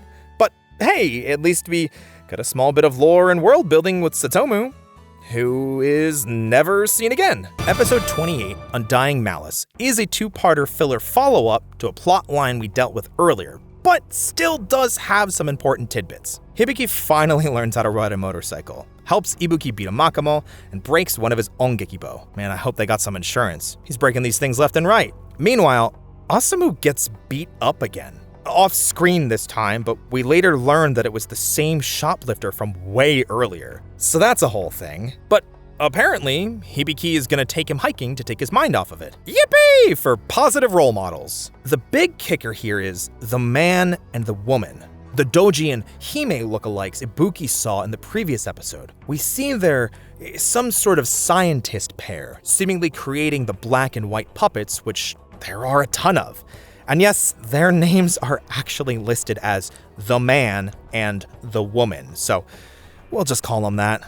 Regardless, we're 28 episodes in and finally kind of have an idea where the Makamo are coming from, but it honestly just leaves so many more questions than gives us answers. Like, is creating Makamo a magic process? Is it a scientific process? Who are they? Are they human? How are they related to the Oni? And sadly, none of these questions really ever get answered. So for now, I guess we just acknowledge their existence and get back to the show. Like Asumu and Hibiki starting their hike. Yippee! Okay, well, maybe not that, but more so that a black puppet is making another spider Makamo. This time though, we've got a different Oni, Eiki, trying to deal with it and the armored Doji and Hime. He gets bodied, since he's not a main character, obviously, and Todoroki, Ibuki, and Akira are dispatched to go help. Sadly, they're not as strong as Hibiki, so they struggle a bit more, the fight proving to be much more difficult. However, the episode ends with Asumu and Hibiki when the prior takes a bad step and starts sliding down a hill towards a river. Obviously, episode 29 Shining Boy continues this, Osamu grabbing onto a safety rope that Hibiki had set up prior, but loses his cell phone in the scuffle. Back with the other Oni, they actually manage to destroy the Hime, but lament that these versions of them are stronger than normal. Something about a perfect warrior form, but I don't remember that ever being brought up again. Either way, the doji escapes with the giant spider Makamo. And surprise, we're going to be jumping around a lot again in our normal formula. Zanki joining the Oni group to search for monsters, Osamu and Hibiki chatting, and updates back at Tachibana's. It's the conversation with Osamu and Hibiki that I want to highlight though, because it kind of reminds me of the one that they had in the second episode. Osamu laments that he just keeps causing trouble for Hibiki, but also is absolutely venting about life as a whole. Hibiki expresses that while things are rough, life is about more than loss. This was a really good sentiment that I liked, reminding Osamu that even if things aren't going amazingly well, to not always focus on the bad. Considering Osamu's track record, I think that's something he needed to hear, especially after a second run-in with that shoplifter. The episode ends with Ibuki and Todoroki tracking down the spider Makamo, Doji, and defeating them both, before returning to Tachibana's, of course. It's a little anticlimactic, but there is another cute moment where Osamu comments about how the stars are the most beautiful after it rains, clearly sparking some sort of pride in Hibiki. These are the moments that I live for, the ones that I love. And although this growth in a relationship comes in what feels like a filler two-parter, it's always nice to see that Kamen Rider Hibiki never forgets its themes, and never forgets that Osamu is just as important as the Oni. Unfortunately, this is where we reach that dreaded point I mentioned at the beginning of the video. By this point, the original producer, Shigenori Takatera, as well as several writers for Kamen Rider Hibiki, were replaced. I'm having a hard time finding a concrete and definitive answer as to why, but some seem to believe it to be either vision or that Takatera was going wildly over budget with on-location shots. Regardless, this is the turning point where things go downhill, according to most viewers, myself included. Since the original producer for the show and several writers were removed, it was much harder to stay true to the original vision. It's almost like how when anime catches up to manga, so they have to make original plots and they just don't do as well or miss the point entirely. Some of the cast members, like Hibiki himself, Shigeki Hosokawa, even exclaimed the replacement head writer, Toshiki Inoue's scripts, needed adjustments, and that the whole situation was fraudulent. In a later interview, he even expressed that the script for the final episode was rewritten on the final day of filming while filming the final battle. The finale was basically entirely scrapped and a brand new ending, nothing like the original was used. We'll get to that later though. The last thing I kind of want to mention is a personal pet peeve of mine. One of my least favorite Kamen Rider seasons is Kamen Rider Faiz, mainly for its writing and story, but especially for one particular character. Kamen Rider Kaiza. He's arrogant, selfish, and acts more like a villain than any other character in the entire season, even outright being the cause for much miscommunication and strife, and no one seems to do anything about it. This same character archetype is then worked into Kamen Rider Hibiki with a brand new character starting episode 30, Kyosuke Kiria. And while I don't think they're nearly as bad as Kaiza was, the parallels are so apparent that I can't help but smell the writing interference from Kamen Rider Faiz in one character alone. Let's move on before I have a meltdown. Episode 30, Forging Premonition, starts with Osamu and Hitomi returning to school. Osamu apparently in better spirits after the mountain hike with Hibiki. Then we cut to Osamu riding alone, where he's suddenly challenged by someone unfamiliar. Osamu doesn't seem interested in racing, but when the other person insists and they do race, Osamu falls from his bike to avoid hitting a stray dog, and the teenager gloats that he's won. Yeah, not a great first impression for, you guessed it, Kyosuke and Kiria. And surprise, we'll cut back to Jonan, where Kiria has joined Osamu's class. Immediately, Kiria is rude, mocks the teacher's handwriting, his pronunciation, and really showcases just how much of a know-it-all he is. There's even a mini montage showing how much better Kiria is at everything else, like playing instruments, shogi, and even art. Kiria boasts to Osamu, asking what he's good at, to which Osamu replies nothing. Kiria mocks him for it, claiming that he's boring, which sets in motion a new character flaw for Osamu to deal with moving forward. See what I mean? Kiria is around for like 3 freaking seconds, and I already hate him. Later, they're playing basketball in the gym, and of course, Kiria has to gloat that he would have beaten Osamu if he didn't sprain his finger. But then, for some reason, invites him over to his house, and Osamu accepts? Like, I don't know about you, man, but if someone's rude to me for a whole day, then fakes an injury to get out of playing basketball and still gloats they're better than me, I'm not gonna go home with them. Ain't no way. It goes about as well as you'd expect. Kiria showing off his amazing billiard skills, his finger having miraculously healed just in time to wipe the floor with Osamu. Then we get an interesting, Zoom call? Or whatever it was they had in 2005, from Kiria's mom, who is seemingly away on business. This is sort of the first hint that Kiria's home life is pretty vacant, and we're clued into why he wants to excel at everything, so he can seek out his mother's approval and attention. And more so, while walking Osamu back to the train station, both find that neither of them have fathers. Osamu because of divorce, and Kiria because his father passed away. While walking back, the pair are attacked by a flaming wheel Makamo, which they barely avoid, and Osamu realizes that Kiria is not athletic at all, almost laughing about it. Hibiki and Akira show up moments later, the latter calling Hibiki for help.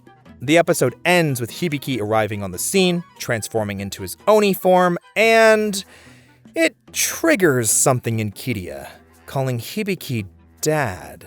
Now, I know I'm laying into Kiria thick already, but I just hate these kinds of people, and even characters in shows. I feel like they don't add anything meaningful to the plot, especially when characters like Osamu are already on a growth arc, deciding what they want to do with their lives, and being guided by people like Hibiki and his mom. Adding an arrival character 30 episodes into a 48-episode season just feels ridiculous. But not as ridiculous as what happens in episode 31, Surpassing Father, because this one made me so frustrated. Ibuki and Hibiki lose track of the Makamo during the fight and chase off to search for it.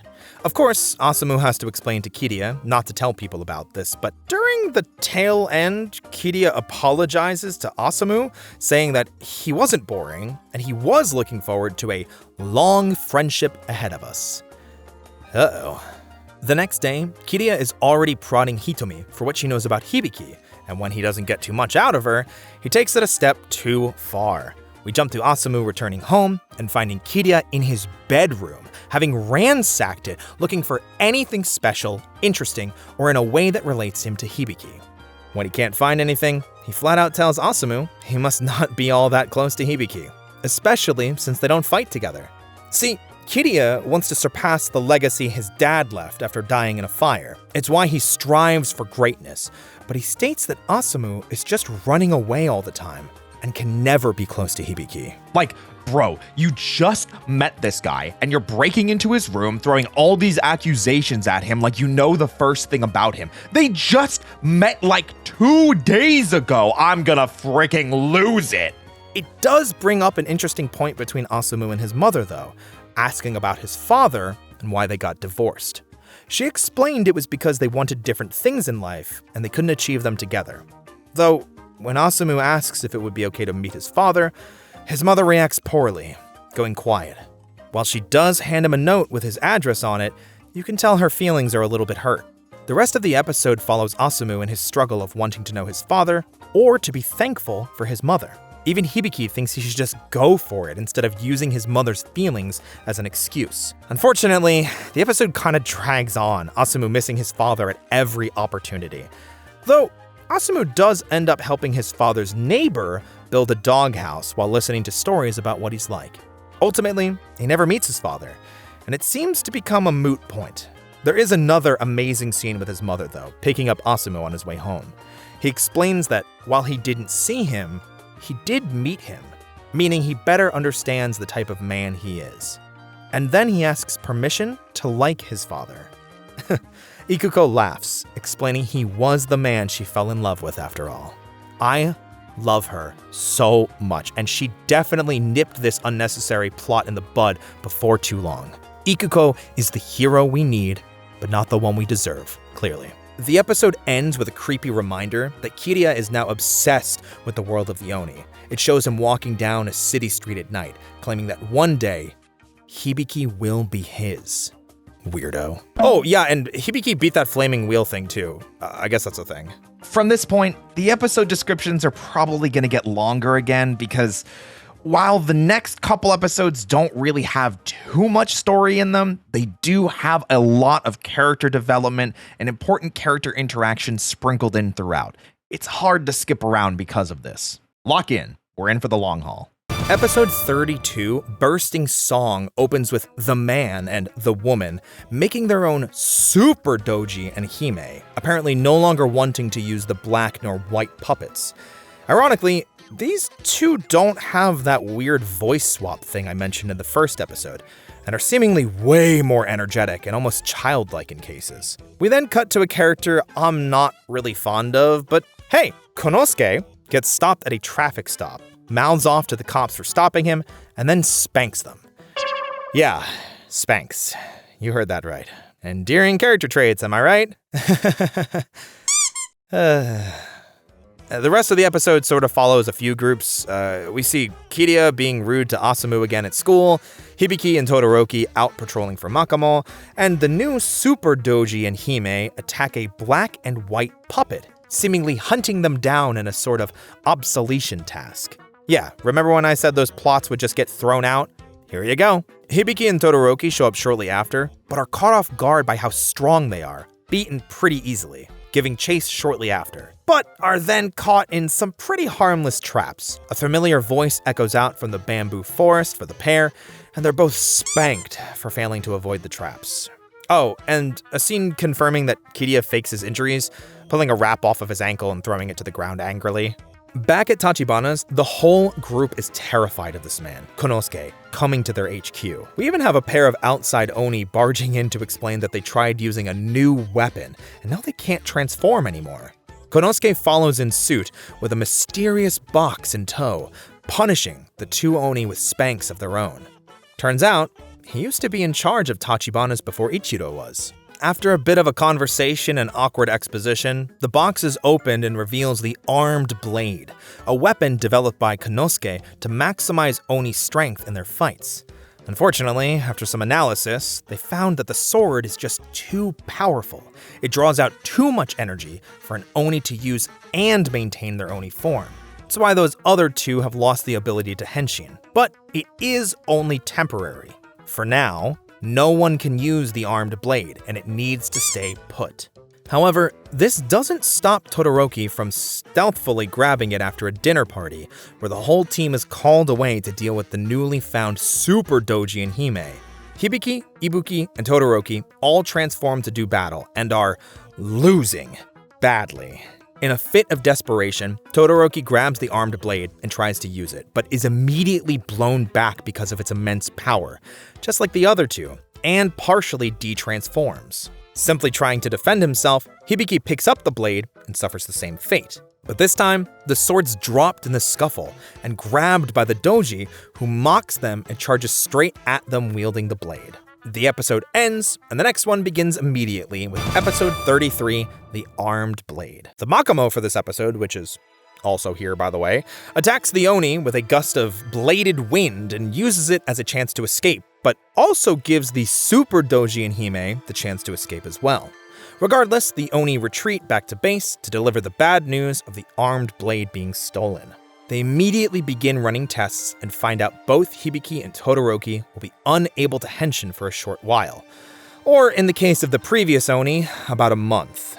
Fingers crossed it doesn't take that long. We get an interesting cutback to the man and the woman who now have the armed saber, delivered by the Super Doji and Hime. They run tests, collect data, and seem pretty excited for what this could mean for the future. Then we cut back to Todoroki, who is venting to Zanki about his mistake. Unfortunately, Konosuke shows up and punishes them both with a spank. Man, I'm definitely not tired of seeing grown men get spanked in broad daylight yet. Are you? There is a funny exchange with Konosuke and Ibuki, where he comments that Ibuki is too modern for discipline, whatever that means. Ibuki's expressions here definitely caught a few laughs out of me, though. And at this point, Konosuke decides to train both Hibiki and Todoroki in hopes that they'll be able to recover their henshin capabilities faster, but especially use the armed blade if they recover it. Training? Hibiki? It's more likely than you think, but unfortunately, this training is singing. Not really sure what that has to do with the armed blade or with recovering Oni's strength, but we ball, I guess. I think Konosuke said it had to do something with aura, but I'm gonna be so real, this is so nonsensical and never really talked about prior to this, so it's just kind of silly, especially because of what happens later. Then we return to our favorite problem child, Kiriya, who is pestering Asumu as they walk home.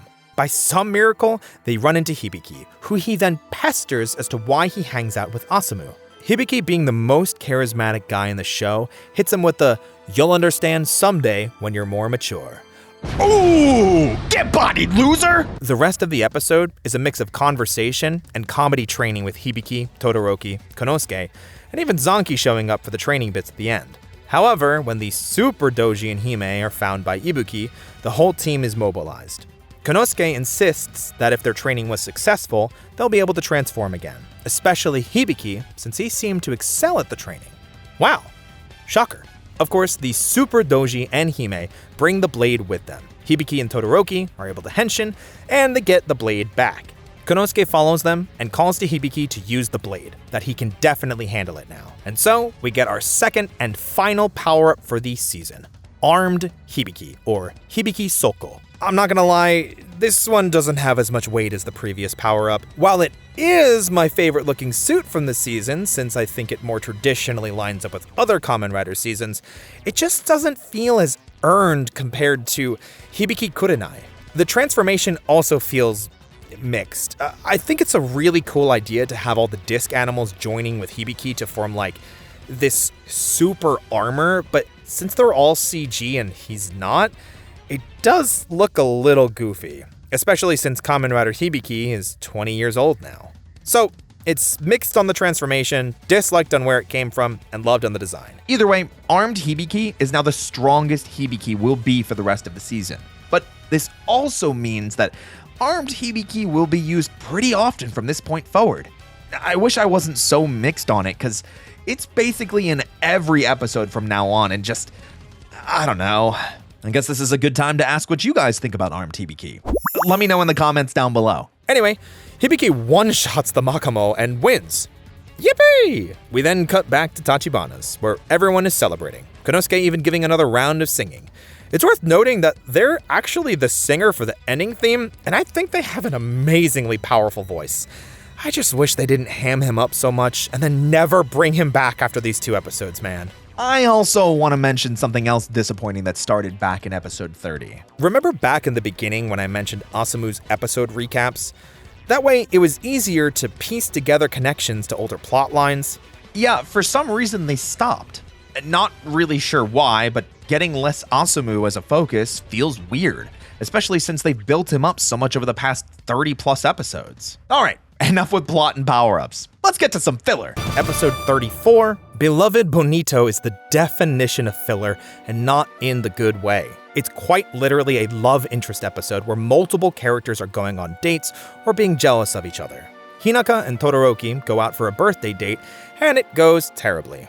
Asumu sees Hitomi give Kiriya a love letter, and Kiriya basically brags to Asumu that he gets these all the time. There is a small moment with Akira and Ibuki, since we haven't had too many of those since their introduction. See, Akira is feeling a little self-conscious that she hasn't grown much as an Oni, mentioning that Hibiki did really fast. Luckily, Ibuki has shown how he cares about Akira over the past episodes, truly as a master should care for their disciple, friend, and partner. Remember this for later. Especially with how much I talked up Akira earlier. Oh yeah, there's also a Makamo plot that doesn't really matter. What does matter is Hibiki consoles Asumu and makes him dinner while his mom's away. It sucks, by the way. Kiriya goes on a date with Hitomi and abandons her when he sees Hibiki chase off to fight a monster. The episode ends with everyone getting tossed around by the monster, specifically Todoroki, because of the whole failed date crap earlier. We of course get the follow-up in episode 35, Confusing Angel, but it's just as much a filler episode as the previous one. Todoroki falls into even more of a slump from the failed date. Ibuki gets depressed when he sees Kasumi with another man, and it's so bad that Hibiki has to get involved. He has no dating experience and just makes it worse. Asumu also explains who Akira is to Kiriya, and the whole disciple-master thing, but Kiriya just uses it to make fun of Asumu for not being Hibiki's disciple. Like, bro, leave him alone? Luckily, we do find out that Hitomi was only delivering someone else's letter, not one from her. I will admit, I did really like this scene because Asumu immediately goes to the bathroom and screams for joy. I love him. Then basically everyone does the opposite of what Hibiki told them and shows how much they care about their girlfriends? I actually don't think it's ever officially stated, but hey, at least they can fight now and land a three-way finisher. I'm gonna be so real, it's so lame because they're all playing their instruments, but there's only drums playing, so it just feels like Ibuki and Todoroki don't matter. Before we move on to the next episode, I can finally talk about the new opening theme. Starting episode 34, we're given a new opening theme for Kamen Rider Hibiki, which is pretty standard for a Kamen Rider season. Unfortunately, I really dislike this theme. I think it grossly misses the musical inclination and tone that the first opening established. It's jarring because of how it opens, and honestly, I started skipping it after the second listen. It really took me out of some later moments with how it just never fit the situation it was playing over. Here, take a listen and let me know what you guys think.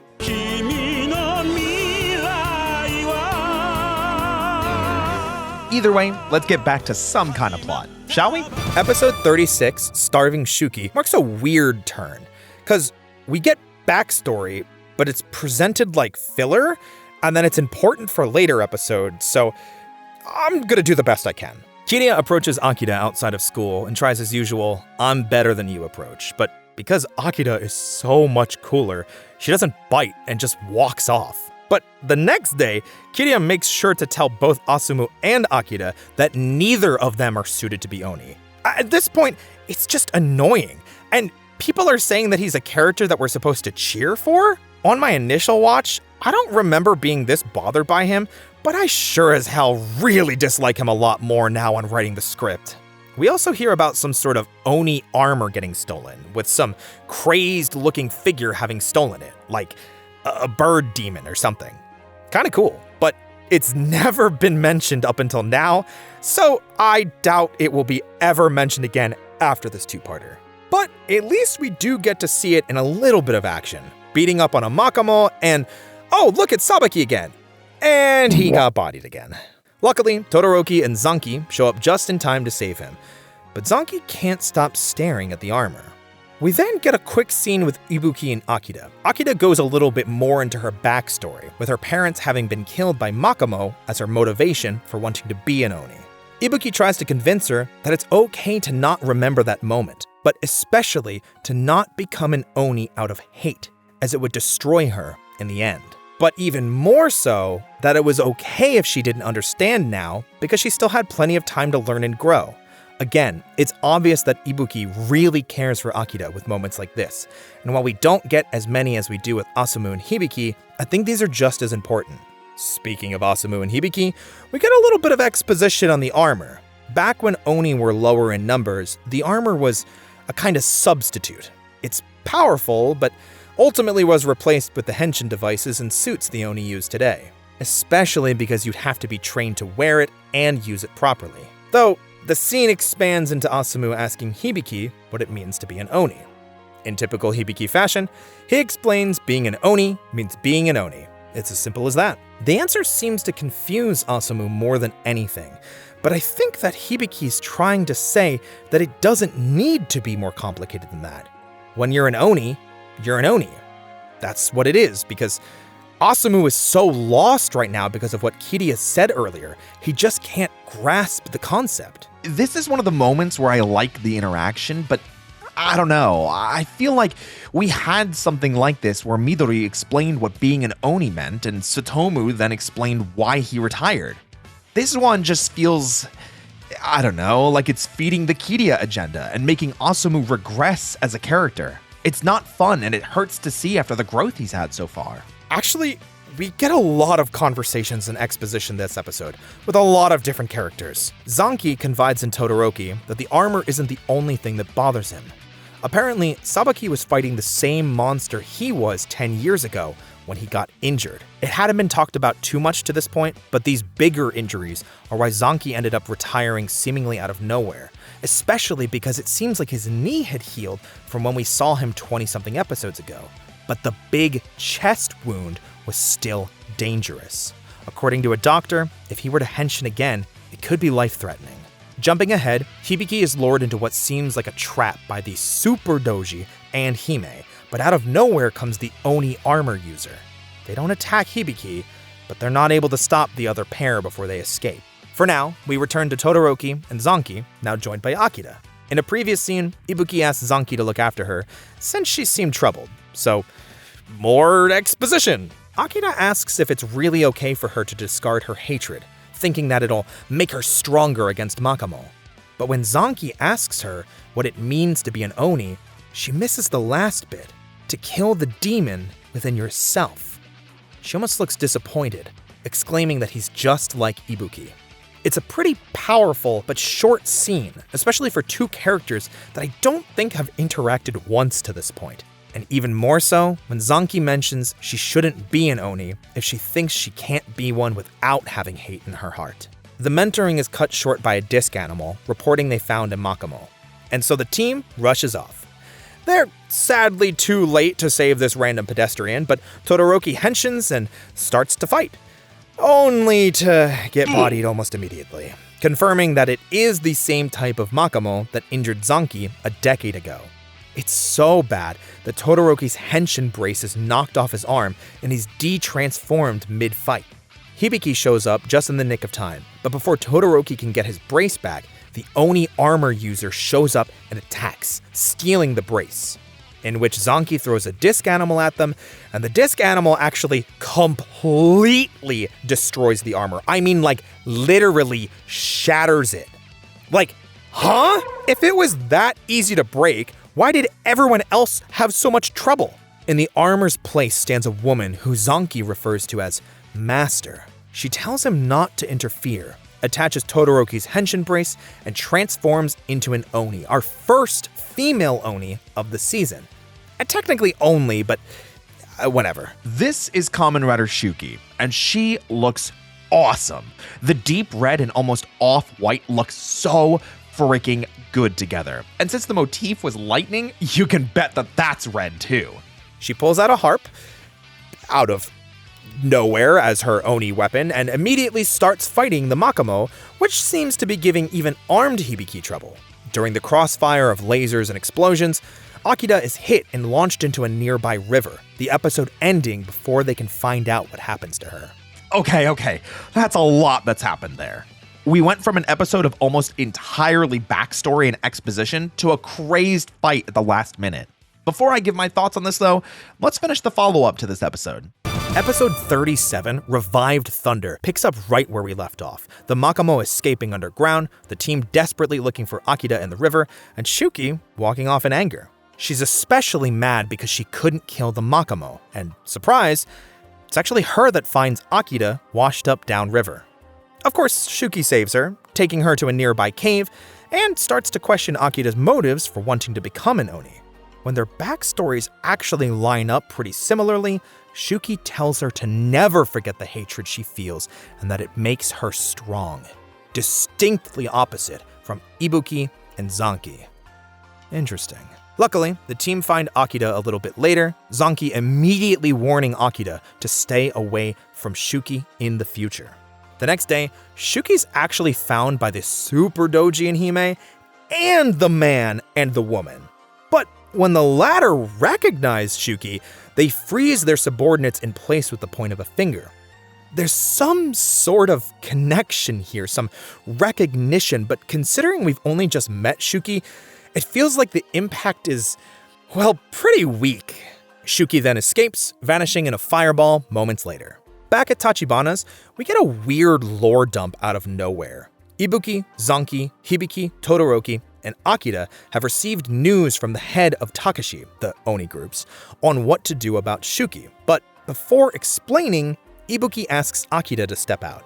She agrees, of course, but Hibiki then explains that he's been tasked to kill Shuki. Apparently, and I say that because I think this is the first time it's been mentioned, Ibuki is a part of the head family of the Takashi organization, like almost royalty in some degree.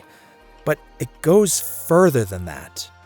Shuki apparently was excommunicated from Takashi a decade ago when she tried to kill Zanki. 10 years ago, that same scorpion monster caught Zanki, and Shuki fired a blast through Zanki to hit the inside of its mouth, its weak point.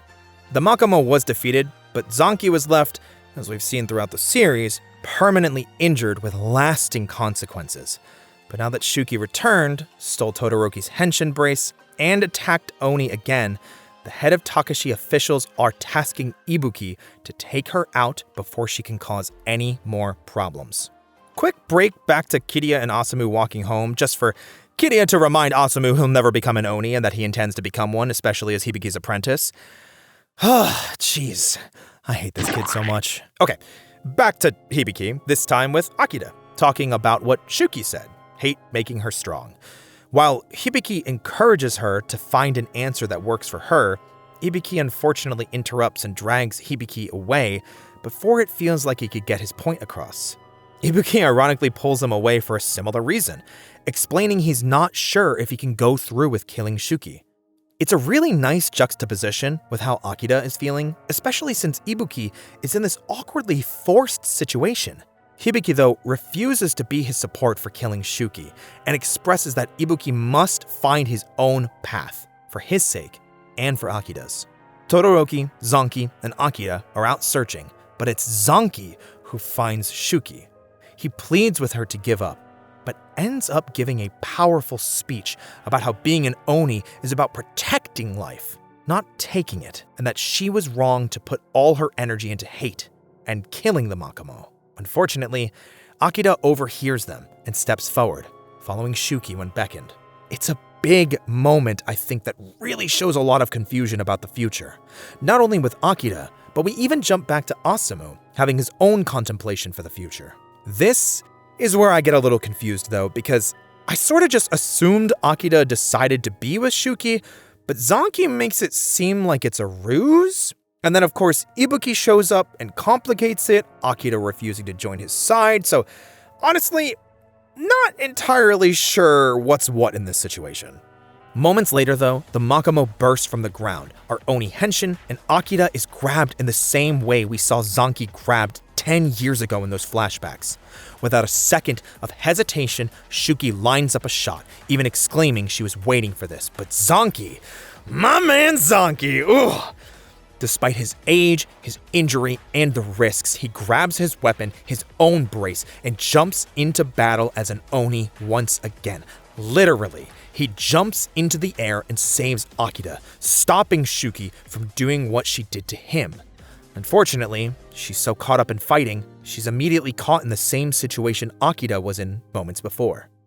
Believing there's no other way, Shuki instead blasts herself the same way she blasted Zanki a decade ago, weakening the scorpion monster, but dealing herself a fatal blow in the process. Zanki finishes off the monster and rushes over to Shuki, attempting to comfort her in those last, fleeting moments. He covers her body in flowers at her request and stays by her side as she breathes her last breath. All while the amazing soundtrack for Kamen Rider Hibiki plays. Rain pours, and the camera pans to Akira, feeling more lost and confused than ever before. Ending the episode in one of the best segments of this season. These 2 episodes were a roller coaster of emotion, tugging at the heartstrings constantly.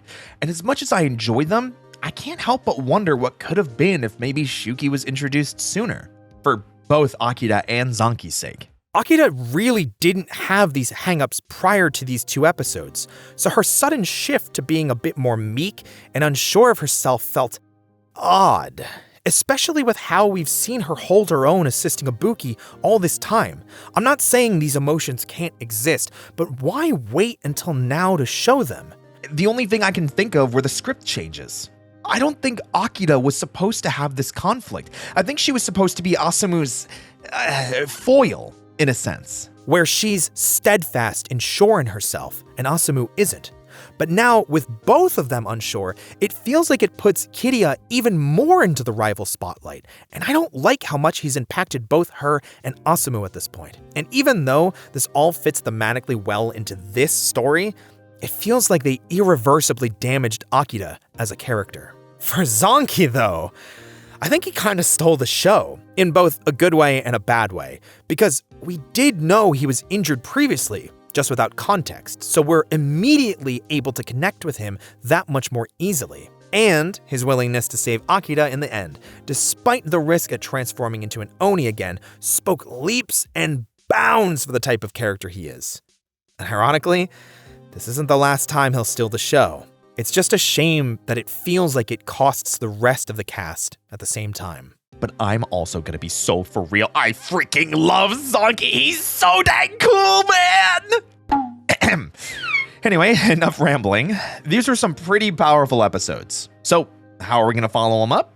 With a really messy episode, of course. Well, sort of. Episode 38, Broken Ongeki, is a beautiful mess of an episode, starting off another two-parter. It feels like the focus is much more on Asumu than anything else. But after last episode, I was kinda hoping Akira would have more screen time. She's literally missing from this episode. Instead, Asumu is kicked out of his high school band as they decide that they don't need a whistle player, which, yeah, I mean, did they really need one to begin with? This does wonders for his self-esteem once again, so he retreats with Hitomi to Tachibana's to try and find Hibiki. Unfortunately, they run into Kiriya, who teases him for coming running to Hibiki, which Midori then misinterprets and takes the three of them to a sort of training camp. Meanwhile, Hibiki, Ibuki, and Todoroki find a Makamo that none of their weapons seem to work against, not even armed Hibiki. With no other options, they retreat, and we go back to camp. Asumu is unfortunately met with the feelings of failure and worthlessness that he's had since Kiriya was introduced.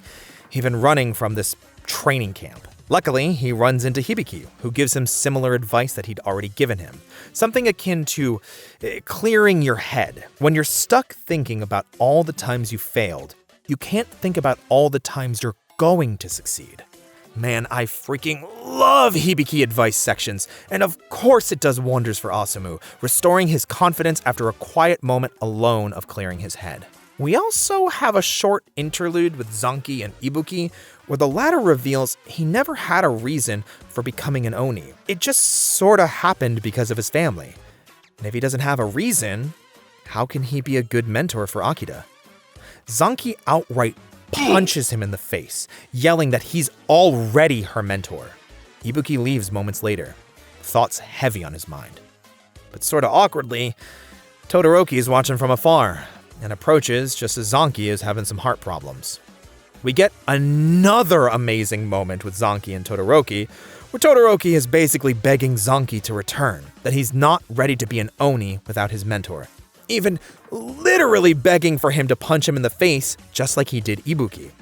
Zanki hits him with the, "You're not even worth punching with how you are now," and drives off. Now with the day ending, Midori has had some time to dig and analyze, realizing the Makamao may have been enhanced when the man and the woman stole the armed blade. Before they can come up with a plan of attack, they're ambushed by the same Makamao, Super Doji, and Hime. While Hibiki is busy with the Makamao, Kiriya flees, but Asumu is cornered, only to be saved at the last minute by Midori. Or so we'd think. The episode ends with a trifecta of bad. Ibuki finds Akira, but is cut off by a moving train before he can reach her. Hibiki is seemingly defeated and injured badly by the Makamao, and Asumu and Midori are dragged violently off-screen by the Super Doji and Hime. It's kinda crazy, honestly. Violent and hectic, but also a shift. You may have noticed it earlier, but it seems like the Doji hit some sort of puberty.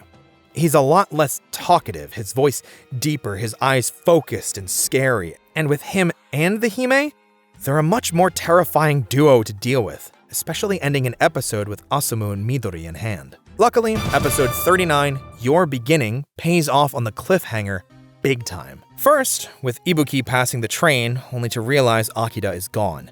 The genuine fear and anguish in his eyes as he's looking around for her is powerful, and almost scary with how desperately he's screaming Akira's name. Oh, also, Kiria is scared and huddled in a corner, I guess. Anyway, the episode continues with a few quick things. Hibiki survived but was critically injured and brought back to Tachibana's. Kiria as well. And Asumu and Midori are trapped, webbed up in some cave. Oh, and Todoroki is depression eating and drinking after his bout with Zanki. Midori actually manages to break free from her webbing, then frees Asumu as well, and the two escape out the cave with no problems, taking respite by a nearby river. Kiria, on the other hand, falls into the same secret passage Asumu did before and finds the Oni lab with all the equipment. But he's not too smart, and he tries to henshin and passes out instead. That's what you get when you ain't cool enough, I guess. Back with Asumu and Midori, she actually shares an older story about how useless Hibiki was when he was younger, but caps the story off with that anyone can change if they have the courage to take the first step. We jump again to Todoroki, who after a bit of a pep talk from Ichiro, is out the door to back up Sabaki in a Makamo fight, wanting to prove himself to Zanki in the heart of battle. Unfortunately, he kinda gets his butt whooped and even thrown off the roof of a pretty tall building. I mean, this is the monster that beat Hibiki. Come on now. Ibuki arrives just in time to see Todoroki thrown from the building and starts fighting the monster, but is clearly struggling. Back at Tachibana's, Ichiro and Kasumi find Kiria passed out, and Hibiki stumbles out of bed to greet them both. And then boy does the rain and emotion start. Ibuki is bruised and bloody, barely able to lift his head when Akira comes to find him. Meanwhile, Todoroki is talking to himself in the rain, telling Azanki who isn't there how he did it all on his own and how he didn't need him after all. But Zanki is there and heard all of it. Todoroki screams for him to stay away, forcing his clearly broken body to stand because he's not that weak. He thanks Zanki for everything up until now and runs off sobbing tears, leaving Zanki alone in the rain. Back at Tachibana's, no one's having a good time. Kiria even tells Hibiki that he shouldn't go because he'll definitely lose. There's no point. Hibiki tells him there is a point, that people are waiting for him, much to Kiria's shock and confusion. Now that the rain has stopped, Ibuki's propped up against a wall, speaking with Akira, talking about how insignificant he actually is, how troubled he is, just like her, wondering if he even deserves to be her mentor, but especially that he has to reach that conclusion on his own, just like she does, because she is the only one who can decide what it means to be an Oni for her. From there, it's back to Midori and Asumu about to escape, just barely cut off by the super doji and Hime. But just in the nick of time, Hibiki arrives, just as the Makamau does too. The only way to beat this beast is to find the aura pattern Midori mentioned before, so she starts looking while Hibiki stalls. Asumu finally gets a moment to shine. I swear, I was screaming and cheering. He uses the advice that Hibiki gave him before and clears his head, trying to hone in on the sounds around him. He recognizes a pattern to the barrier the Makamo is using and gives Hibiki the opening he needs to win the fight. Finally. The episode ends with Hibiki thanking Asumu, using his name instead of calling him Shonen. 40 episodes it's taken to get to this point. But the look of pride on Asumu's face alone was worth it. Also worth noting at this point, pretty much every episode has some important stuff going on, so we're gonna go into a little more detail about what happens. Like with Episode 40, Approaching Orochi, which kind of starts our final arc. It's complicated, but what isn't complicated is Kiria still being a jerk to Asumu. See, Kiria didn't show up to school, so Asumu goes to check on him, and of course, Kiria belittles him, telling him to drop the nice guy act. It's so frustrating that he doesn't understand how to be normal yet, considering we're less than 10 episodes from the finale. Especially because Kiria reveals he's trying to become Hibiki's apprentice. Asumu is so distraught to learn this, asking Akita for help or what to do. But when she doesn't have an answer, Asumu turns to his mother, asking if she had any expectations of him for the future. Ironically, she doesn't have any expectations, explaining she's fine with whatever Asumu wants to do. Normally, I'd really like these kinds of moments, especially with Asumu's mother, telling him that sometimes he just has to try and that it's okay to make mistakes. But I don't know, we just had this great moment with Asumu and Hibiki last episode, and it feels like the writers couldn't just let Asumu be happy for one episode. He's immediately depressed and contemplative again. It's giving tonal whiplash, and it's frustrating to be retreading the same ground so many times. And just when he works up the courage to finally ask Hibiki to make him his apprentice, he catches Kiriya asking again. And while it doesn't stop Asumu, his mood definitely sours when he asks about being made an apprentice. Hibiki even responds by saying Asumu should stay how he is, calling him boy once again. It clearly wounds Asumu, but before he can express it, Ibuki interrupts that Todoroki needs help.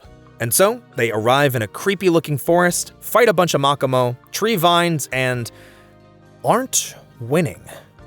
Despite having armed Hibiki use his finisher, they're unable to defeat the source and opt to retreat instead. Back at Tachibana's, they decide to investigate further, but ultimately just decide to patrol the area and stop people from entering the creepy forest. Turns out, it sort of popped up out of nowhere. They're not really sure how to deal with it. But then the topic shifts almost aggressively when Hibiki mentions Asumu and Kiriya both wanting to be his disciple, and he's unsure if he can do it. Then Hibiki calls him out for it, explaining it's part of an Oni's journey to deal with their own burdens and to take on apprentices. It's kind of funny since the conversation started with Ibuki being worried about Akita, and now he's gone on the offensive. But before we can get too far, Todoroki interjects that the conversation's gotten awkward. Back at Jonan, Ibuki is looking for Akita, but instead runs into Kiriya, asking him about her. Kiriya explains she didn't come to school, but he should make Kiriya his disciple instead. Just in case you wanted to dislike Kiriya even more. Luckily, Ibuki hits him with the "you know nothing, Jon Snow," and walks off. Back with the forest, Zanki and Todoroki see that it vanishes mysteriously. It appears the man and the woman are also watching, muttering something about Orochi appearing, and they wouldn't be able to stop it. What does this mean? We never really find out. Kiriya, unfortunately, is just doing the rounds, even asking Todoroki to be his master, which, of course, doesn't work. But it is sort of funny to see Todoroki get all giddy at the idea. Maybe one day. Sensei? Elsewhere, Asumu is venting to Akita about Hibiki calling him shonen again, but Kiriya interrupts this. In a last-ditch effort to get ahead, Kiriya asks Akita to make him her apprentice. She actually agrees, but something feels off in the way she accepts because just a moment later, Asumu asks the same thing. And of course, she agrees to that as well. Before they can discuss what this means, Akita gets a call that the mysterious Kodama forest has returned elsewhere and she's needed. When the trio arrive at the forest, Hibiki and Ibuki are already doing battle and losing. Fearing that there was no other way to help, Akita does the unthinkable and henshins for the first time, running into danger to save her partner. And unfortunately, the episode ends before we can get a good look at her, which only hurts more considering we never get to see it in its full glory. The next episode, episode 41, Awakening of Teacher and Student, starts with Akita jumping into battle. And like I said, we don't ever get a full shot. Instead, it's these awkward first-person shots, out-of-focus moments of action, and then bam! Akita's thrown against a tree, knocked out and de-transformed. Oh, did I mention if an Oni loses focus or consciousness, they're naked underneath? It happened once way earlier with Todoroki, but didn't feel relevant. Anyway, Akita managed to at least save Ibuki, but the group is forced to retreat from the forest once again and back to Tachibana's, where the trio of disciples is yelled at. Everyone gets a turn taking a shot at them until Asumu and Kiriya both try and explain they're serious about becoming Oni, much to Hibiki's shock. The next scenes are frustrating, to say the least. Ibuki tries to finally have a conversation with Akira, but all she can say is sorry and look gloomy. Holy crap, man, it's just such an assassination of the strong-willed young girl we met earlier in the series. I really hate what her character has turned into by this point. The whole scene is literally just Ibuki almost yelling at her, asking what she was thinking and if she was still his apprentice. Meanwhile, on the Hibiki side, he confirms both Kiriya and Asumu want to be his apprentices. But after hearing them out, he tells them to forget about Oni and Makamo and return to being normal high schoolers. Bro, you know that's not gonna work. It's another really awkward, gross mischaracterization. Hibiki has always been about moving forward and finding out who you are, not hiding from the truth and running back to normalcy. I would have freaking ran away from him too. It just feels like 2 scenes in a row of characters straying further and further away from who they were introduced as, and I hate it. Something else that sort of feels insane to me is that Ichido is basically summoned out into the open by the man and the woman, by a shikigami, those paper things Midori showed us way earlier in the season. They discuss how Orochi is coming and everything will be destroyed, but why does the scene play out like Ichido knows them? Why are they able to use shikigami when that was introduced to us as an Oni technique earlier? Why are they unhappy about Orochi coming if they've been killing people and making Makamo? There's so many unanswered questions this brief meeting causes, and none of the questions are ever answered. It's infuriating. And speaking of infuriating, we cut to Akira still teaching Asumu and Kiriya, this time luckily only by helping small children cross the road. She gives a good reason for it, watching movements, patience, things like that, but when a kid stops to pick up their bag in the middle of the street, it's Kiriya who saves them from a car. Normally, I'd be like, oh hell yeah, finally he does something. But he immediately turns around and goes, yeah, I'm the best, I can do it too, I'm serious, and it just ruins the whole scene. We jump to Ibuki and Kasumi walking through town when the whole freaking Kodama forest spawns on top of them. What are the freaking rules of this forest? Kasumi is immediately kidnapped by tree roots. Todoroki arrives shortly after, he and Ibuki henshin and start fighting. However, since Hibiki doesn't have a phone, Hinaka tells Akira and the boys where to go to help. Again. Akira decides to play backup this time, delivering Ibuki's weapon and a few disc animals. What about Kasumi? Oh, there she is. Asumu and Kiriya borrow Todoroki's weapon, impale it on a demonic-looking tree, and save her, much to Hibiki's pride. With the tree damaged, the team concludes it must be the source of the forest's power. Hibiki goes armed mode and destroys it, while Ibuki handles a Makamo, causing the forest to finally dissipate. While the scene should be happy, Akira ends it on a sad note, exclaiming she's happy to have supported Ibuki one last time. She's decided to quit her Oni training, but apologizes for teaching Asumu and Kiriya without permission. Apparently she'd wanted to impart anything Ibuki taught her before she left so that it didn't feel like she wasted his time. The episode ends with Akira asking Hibiki for one last favor, to make Asumu and Kiriya his disciples. Even Ibuki asks this as a favor to him. Hibiki walks off, but then turns back and calls for both the boys by their names, seemingly accepting them as disciples. And thus ends what feels like a massively long multi-parter. Akira has given up her Oni journey, Asumu and Kiriya a starting one, and we have a new looming threat of something ancient called Orochi, something that even the man and the woman are afraid of. While there are parts of these couple of episodes I really enjoy, like the relationship between mentor and apprentice, it just felt wrong. Akira was never this meek, Hibiki was never this clueless, and Asumu is just never allowed to be happy. But the real kicker is, Kiriya is a freaking menace. He's rude, talks down to Asumu, Akira, and the Oni around him, and he clearly only cares about his own ambitions. It baffles me why the rest of the characters are just written to put up with him. I genuinely cannot understand why the plot needed him when Asumu and Akira were doing fine without him. I'm sure I'm nitpicking, but it's just frustrating to see characters regress or be completely mischaracterized for several episodes. And in Akira's case, literally give up something they were so passionate about before. But still, I feel the need to express my frustrations here, especially with how much this all reminds me of Kamen Rider Kaiza's interference from Fai's. It feels messy, rushed, and underbaked. And speaking of rushed, let's jump into the next plot line. Episode 42, Ferocious Demons. It's not as much of a filler episode as nothing really important happens save two things. Firstly, Makamo are spawning much more frequently with Orochi approaching. What is Orochi? No one knows. Originally, I thought it was a monster, but it turns out it could be an event, it could be a location, it could be an explosion. It's never really defined, and since it's never defined, they get to do stuff like spawn in a lot of Makamo despite not having a black nor white puppet doing it. So then, does this mean Makamo are naturally occurring? See what I mean about underbaked and rushed plotlines?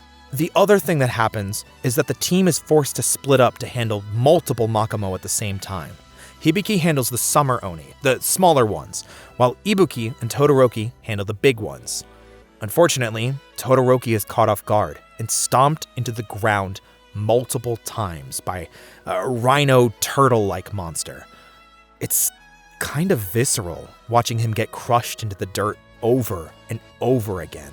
The episode ends with him completely de-transforming, bloody and bruised, unconscious in a ditch, while Zanki and Ibuki try to wake him up. It's genuinely terrifying, seeing one of our main riders so badly beaten and broken in a ditch like that. And luckily, episode 43, Unchangeable Body, starts with the team rushing him to the hospital. The damage is apparently worse than we could have imagined. Immediately being rushed into surgery. We do get a small break to see Asumu and Kiria tending to their own wounds. Much smaller scrapes and cuts from the start of their training. It's not overly important, but it is nice to see they're acknowledging the training having started from last episode.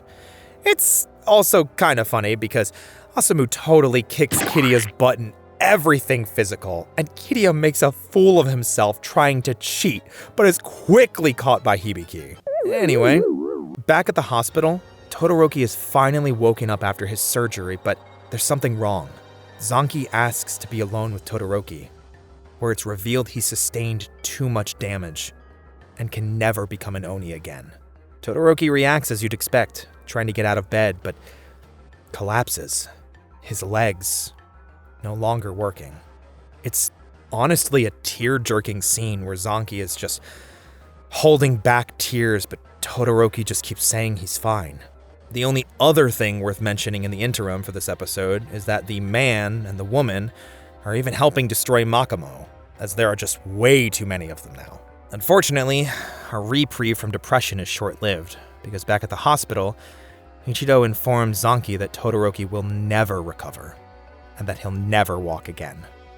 Despite this, Hinaka is still trying her best to take care of him, but the depression has hit Todoroki so deeply that he actually asks Zanki to end his life, to put him out of his misery. He'd rather be dead than to never be an Oni again. It's heartbreaking, not only for the viewers, but for Hinaka and Zanki to hear. The latter finally delivering that punch to the face. Metaphorically, of course. Zanki explains there's still more to the Oni life, that it's a way of life where you're always victorious over yourself. With much to contemplate, Todoroki asks to be alone. In the meantime, Hibiki continues to train Asumu, who excels, and Kiria, who struggles. Kiria even tries to gloat and brag at one point with all these trophies and awards, but Hibiki just dumps them back into his hands, saying he has to forget his past. It's another funny moment of seeing Kiria get what he deserves. But it is short-lived because a moment later, he says he quits. We cut briefly to Ibuki and Zanki, searching for nearby Makamo, when the pair is ambushed, and then back to the hospital with Todoroki. This time, instead of giving in to despair, Todoroki forces himself out of bed and collapses to the floor once more, crawling towards the door with a renewed energy. Hibiki stops him at the door, thanking him for his hard work, but especially to come fight with him again after healing. But for now, it was Hibiki's turn to work hard. We cut back to Ibuki, who's struggling against so many different Makamo at once. But luckily, Hibiki shows up just in time, and it's not enough. Sensing there were no other options, Zanki jumps back into battle, transforming into an Oni once more, ending the episode. Episode 44, Forbidden Secrets, picks up with the Oni overcoming the massive horde of Makamo, thanks especially to Zanki, but it's taking its toll. We see him later in a car, struggling with the pain of becoming an Oni once again, screaming in agony. We'll come back to that later. First, we've got good news. Todoroki is working on physical therapy with Hinaka, motivated more than ever to walk and eventually fight again.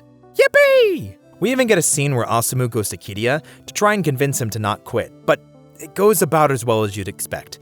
But it does lead to two interesting side plots right at the end of the series here. See, in a previous episode, Asumu and Akira found that Hitomi was putting on these panel theater shows for children as a way to spread happiness and entertainment. It feels reminiscent of a puppet show, but with cutout pictures and more narration. Hitomi asks both Asumu and Akira to join her, but before they can discuss it further, they spot Kiriya getting into a fight with some jerks from a previous school of his. Ultimately, he ends up arrested, or as they call it, protective custody, which just means they need an adult to come pick him up. Hibiki and Asumu go to get Kiriya, and it just infuriates him even more, especially when Hibiki says that he's on his side. It's hard though. You can't help people that don't want to be helped, which, ironically, is now where Todoroki is heading. During physical therapy, he snaps at Hinaka, exclaiming that he doesn't want to burden her or weigh her down, that he should do his recovery alone. There's definitely a lot of shame hidden behind that excuse for needing to rely on someone else so wholly. But when Hinaka leaves, Zanki arrives just in time to catch Todoroki as he falls. Here, we get one of the most emotional scenes in the season, Zanki asking Todoroki to become his disciple again, that he'll support him and help him grow. Zanki knows it's the only way Todoroki will finish his physical therapy, and as his mentor, he has to be there for him. A sudden cut to Zanki looking in a mirror, though, coughing up blood, indicates all this transforming is taking more of a toll on him than he's letting on. And then a follow-up scene where he's doing some weird chanting and applies some sort of magical mark to his arm, exclaiming he won't die just yet. Uh-oh. Well, that can't be good. We cut to Hibiki gifting a bracelet to Asumu, seemingly imbued with some sort of energy to summon a small firebird, sort of like a disc animal or a shikigami we've seen earlier, but, on fire. He tells Asumu it's up to him on how to use it, and oh god, Kiriya jump scare! Here's where things get wild, though. Kiriya ends up stealing Asumu's bracelet, and the show frames it like he's trying to get revenge on the thugs that fought him earlier. Especially because we see one of the thugs with a giant fire wound dead on the ground later. Unfortunately, the bad news doesn't stop there. While it may have seemed like Zanki was back in action, helping both Hibiki and Ibuki handle another massive horde of Makamo, we find out the cost. Ibuki stumbles forward along a riverbank to find Zanki's lifeless body face down in the sand. And it doesn't end there. In one of the most creepy shots in the season, rain and thunder storming outside, Zanki approaches Todoroki's bed, dripping wet, but seemingly alive. And instead of scaring him, he tells Todoroki not to worry, that he's by his side. Lightning crashes once more outside, and the episode ends in mystery.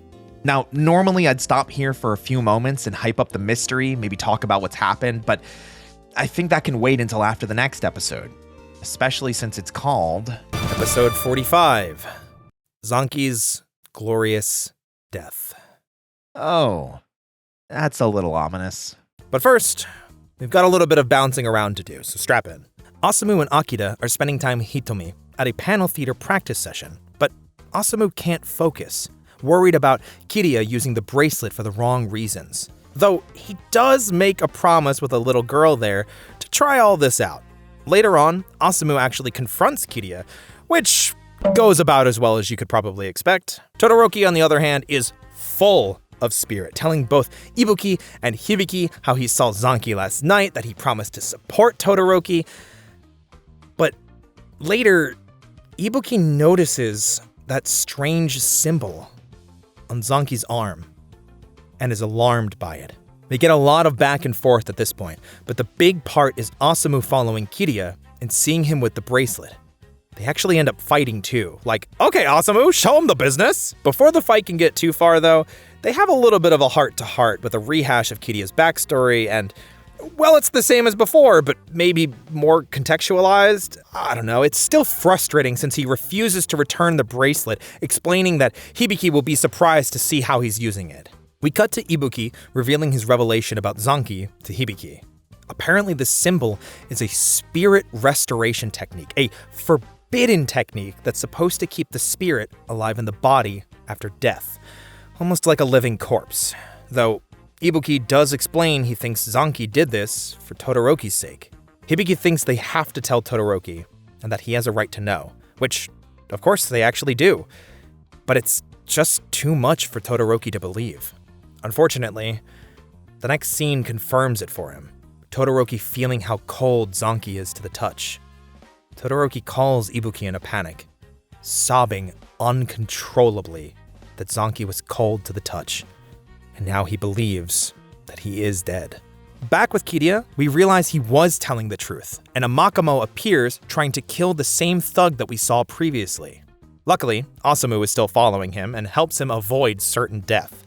The two escape together, and Kiriya explains he saw the bullies get attacked earlier and was worried that the Makamo would attack this particular one again, thus wanting the bracelet. And it's like, man, I guess, I don't hate that explanation, but he still did it for the wrong reasons. He literally can't stop talking about how he'll impress Hibiki with this. Ugh. Okay, ready for some waterworks? Here we go. Zanki is helping Todoroki climb stairs as sort of training, and it's rough. Todoroki falls, and when Zanki goes to help him, there's tension. Todoroki tries to convince him that he's all right, and that he'll be all right on his own. They share a pretty long eye lock, and Zanki realizes his secret is out. Before they can discuss it any further, Makamo attack the hospital, causing Zanki to spring into action. Todoroki screams after him, telling him that he's done enough, that he doesn't have to fight anymore, and he's clearly choking back tears. Zanki just scoffs and tells Todoroki to stop him himself. And it's that last bit of motivation that Todoroki needs to push him over the edge. Meanwhile, Ibuki and Hibiki are trying to fight off the rest of the Makamo in the city, saving Osamu and Kiriya. It's not the focus, so back to Todoroki, who's now hobbled out of the hospital and joined up with Zanki on the battlefield. He transforms once again, and the two battle another horde of Makamo. There's also this brief scene with Kiriya returning the bracelet to Hibiki and actually getting praise because he knew it wasn't his strength, so he never used its power and instead tried to use his own strength to fight the Makamo, which Hibiki explains is also part of Oni training. Believing in your own strength and fighting is just as important as using any other tool. I don't hate this, but it does feel sort of weird that they never acknowledged that he stole it in the first place, or with the intent of just impressing Hibiki. Meanwhile, Todoroki and Zanki finish off the Makamo together and jam out one last time. And when Todoroki goes to bow his head, thanking Zanki for everything,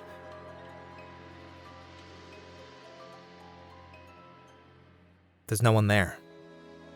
He's all alone again, leaving behind that brace and guitar weapon on the ground. My heart breaks watching this scene. Todoroki screaming after Zanki as the leaves fall all around him, the tears streaming down his face, and that's it. Kamen Rider Zanki is officially dead. It's crushing to see all of the characters deal with this loss differently, even the ones who died themselves. And because of that, Zonky is easily the standout character from the past couple of episodes. From his selflessness in the heart of battle to his dedication to Todoroki, Zonky never gave up, even in death. And that's what being an Oni, what being a mentor meant to him in the end. The episode ends with one final salute from Hibiki, acknowledging the passing of a legend. Episode 46. Mastering the Oni Way feels a bit like a filler episode after the super heavy story beats we've had so far, but also a nice palate cleanser. I don't need to cry again, so I'll gladly take this one. The important bits go like this. Hibiki continues training his pupils, telling them that now that they're fighting Makamo with him, sorta, they'll need to figure out what it means to live, so they can keep living. The man and the woman finally find Orochi's seal, which I guess is a thing, sure, but since they don't want everything to end, they actually lead Todoroki to it, who, of course, tells everyone else. We get a little weird flashback to when Ichido spoke to them previously, mentioning they needed to gather the Oni, but don't get much more context than that. Kiria decides to drop out of school to fully commit to Oni training, which shocks everyone. Before they can discuss it further, Hitomi arrives to let Osamu know they're practicing more of the panel theater, which clearly irks Kiria. Osamu, at the very least, remembers his promise and opts to join them at practice while Kiria tells Hibiki he dropped out. It's funny to see how opposite Osamu and Kiria are in this regard, especially because Hibiki insists for both of them to learn from school life, that learning amongst their peers and how to navigate life will help them grow into better Oni down the line. Kiria seems to be rejecting this notion where Osamu embraces it, and funny enough, the very next day, Kiria returns to Jonan as usual.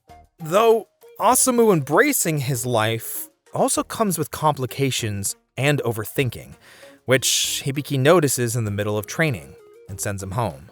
Back at Tachibana's, Ichido has also found an answer regarding Orochi and how to prevent it from occurring, whatever it actually is. Essentially, they need to play purifying sound around the seal in a similar way to how they perform their finishers with the Makamo. And further, Takashi HQ decided that Ibuki should be the one to do it, just like they decided it should be him to deal with Shuki. In the meantime, the Super Doji and Hime are having a bit of a crisis of their own, almost similar to Osamu, unsure what it means to be alive. They're no longer making and nurturing Makamo. They're not fighting the Oni. They can't understand what their purpose is. However, the man and the woman explained their new job is to protect the Oni, as they need their power to seal Orochi. The Doji doesn't seem too pleased, but it is an interesting change as we approach the finale. Osamu asks his mother all the questions he's been burdened with. What it means to live well, to die, to help people. It's a pretty nice interaction and really highlights why I love Ikuko. She explains that people go through their entire lives without finding the answer, but still push through anyway. Jokingly adding at the end that if Osamu finds out, to tell her, man, I love her. I feel like what she's trying to say here is that it's okay to not know what those answers are, to keep looking for them. And for someone like Osamu, I think it's what he needs to hear so he can focus on enjoying life, not panicking that he doesn't have it figured out right now. It's not my favorite Osamu internal struggle, but it's at least discussed well in this case. Now, here's a weird one. Hibiki and Ibuki find a Makamo to fight, and the Super Doji and Hime show up to help. No, just kidding. They actually try and fight Hibiki and Ibuki, directly disobeying the orders that they got. Armed Hibiki, though, bodies all of them, and the Doji and Hime escape, limping away, clearly injured. The episode ends on a bit of a somber note, with Ibuki hugging Kasumi while they're walking the city, pulling her close and expressing that he doesn't want to die yet. It's concerning to say the least. Ibuki is usually a bit more carefree with this kind of thing, excluding Akira, but this tonal change raises red flags, like he doesn't think he'll survive sealing Orochi. Hibiki watches from a distance and can clearly feel that same emotion. The past couple of episodes have been really heavy, detailed in context and exposition or character emotions. But Honestly, I think talking about these was really important to emphasize my own feelings with this season, and especially justify my approaching crash outs. But before that, we've got 2 episodes left to finish, and they're both a doozy. Episode 47, Words to Follow, opens with some training. Hibiki trying to train Ibuki in his style since he'll need it to seal Orochi. But when a Makamo interrupts, he's still too weak to handle it solo and has to be saved by Todoroki. It's concerning to say the least. Meanwhile, Hitomi and Asumu are meeting up with one of the children they're performing their panel theater for, apparently being released from the hospital and just wanting to see Asumu's performance. I'd like to imagine this has always been the case, like all the children they're performing for are like hospital bound, but I don't remember the show ever telling me that. It makes sense though, since Asumu's been wondering about different ways to help people so much. So, headcanon, all of these performances have been for sick kids or kids in hospitals. We jump to a training session with Hibiki, Kiriya, and Asumu, where the trio are ambushed by some weaker Makamo. Instead of transforming, Hibiki opts to fight them in his human form, and eventually does win, despite a fair amount of struggle.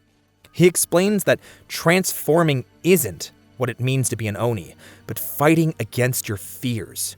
Hibiki is always afraid, and that's why he trains his hardest to keep living. Honestly, this feels so real and not at all surprising for Hibiki's character.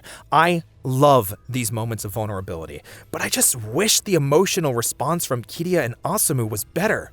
Instead, the scene just sorta ends when Asumu says that he needs to talk to Hibiki about something. Oh no. Anyway, Todoroki is dealing with a veritable swarm of flying Makamo. I'm talking like 20 plus at once, when he's attacked by the super doji and Hime. And funny enough, the man and the woman are here to stop them before they interfere too much. We jump to a different location where the doji and Hime ask the man and the woman their reason for living. When they're told they don't need to think about it, they react poorly, attack, and are quickly humbled and forced to retreat. Back with Asumu and Hibiki, Asumu says he has something that he has to do no matter what, I think referring to the promise he made to the kid. But then further explains there's a lot more sorrow in the world than what just the Oni can solve. He outright asks Hibiki what to do, and it hurts him. The fear, the struggle, Asumu clearly at a crossroads of his destiny and unsure what he should do next. But Hibiki hits him with a cold, hard truth. Someone who hesitates cannot live the life of an Oni, and follows up with a question. How can someone that hasn't found out how to live help other people? It's hard, man. This whole conversation feels in character, feels like an absolute turning point for Asumu, but at the same time feels sort of forced. The panel theater performances he's done with Hitomi and Akira only started a few episodes ago, but they're affecting him more than the entire season he spent learning from Hibiki and the rest of the Tachibana group? I don't know. I just don't buy it. Something feels off, and I don't like this. In the interim, every Oni speaks with their love interest, Hibiki with Midori, since they're friends, and they all sort of confide in them about their fears of sealing Orochi. It's distinctly human and adds so much gravity to what's about to happen. In some cases, it almost feels like a will, like they're not expecting to survive, coupled with a few choice death flag tropes. Spooky. Asumu is finally practicing his theater performance, which Kiriya interrupts, yelling at him for giving up being an Oni for this. From the viewer's perspective, we didn't know Asumu gave up being an Oni, so hearing from Kiriya of all people in the middle of this performance hurts, man! Like, we've spent almost 50 episodes with Asumu by this point. I think we deserved to hear it from him or Hibiki, but from Kiriya? It just changes the moment and charges it with anger rather than any other emotion.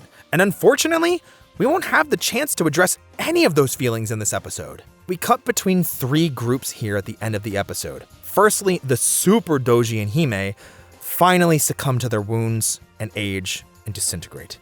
seemingly never finding the meaning to their existence. Yeah, I'm not gonna lie, this kind of sucks. Their whole arc of trying to find out the purpose to living just ends. There was no answer. There was no point. And, well, maybe that was the point. That sometimes you live life without ever finding the answer, but they sure as hell don't ever spell that out for them. Secondly, we've got Osamu finally performing his panel theater performance, and while I wasn't familiar with the story, I did recognize the Silver Axe, Golden Axe, and Spring Bits, though.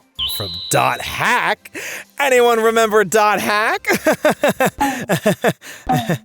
Anyway, the final group is Hibiki, Ibuki, and Todoroki on their way to seal Orochi, geared up and understanding that as soon as one of them start drumming, they cannot stop. And while they are drumming, an unfathomable amount of Makamo will appear. On the way, Hibiki swears he just saw a Makamo and asks the others to investigate it, but he lied.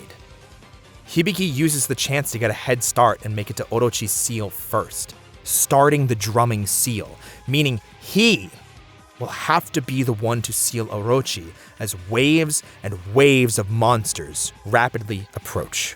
Ibuki and Todoroki arrive a few moments later, even Kiria showing up to assist Hibiki when his taiko drumstick is thrown away.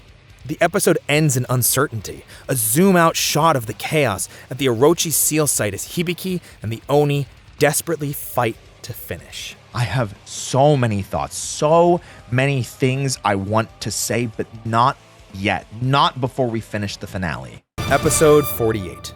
A Dream of Tomorrow opens with a 1-year time skip. Let me repeat this. The final episode skips over the final fight and instead skips ahead 1 year. Excuse me for a second.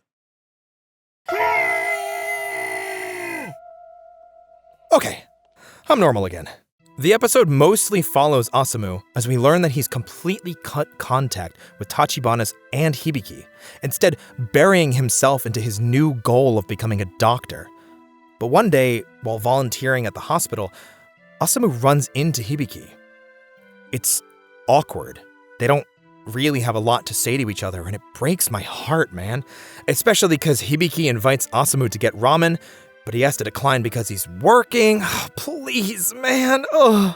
We even get a shot earlier of Hibiki still training Kiria, and I just want to freaking scream. I cannot stand this. It's even revealed that Hibiki is the one that decided to keep Osamu at arm's length for his own good so he could focus on his own life. This sucks. This hurts. I hate this.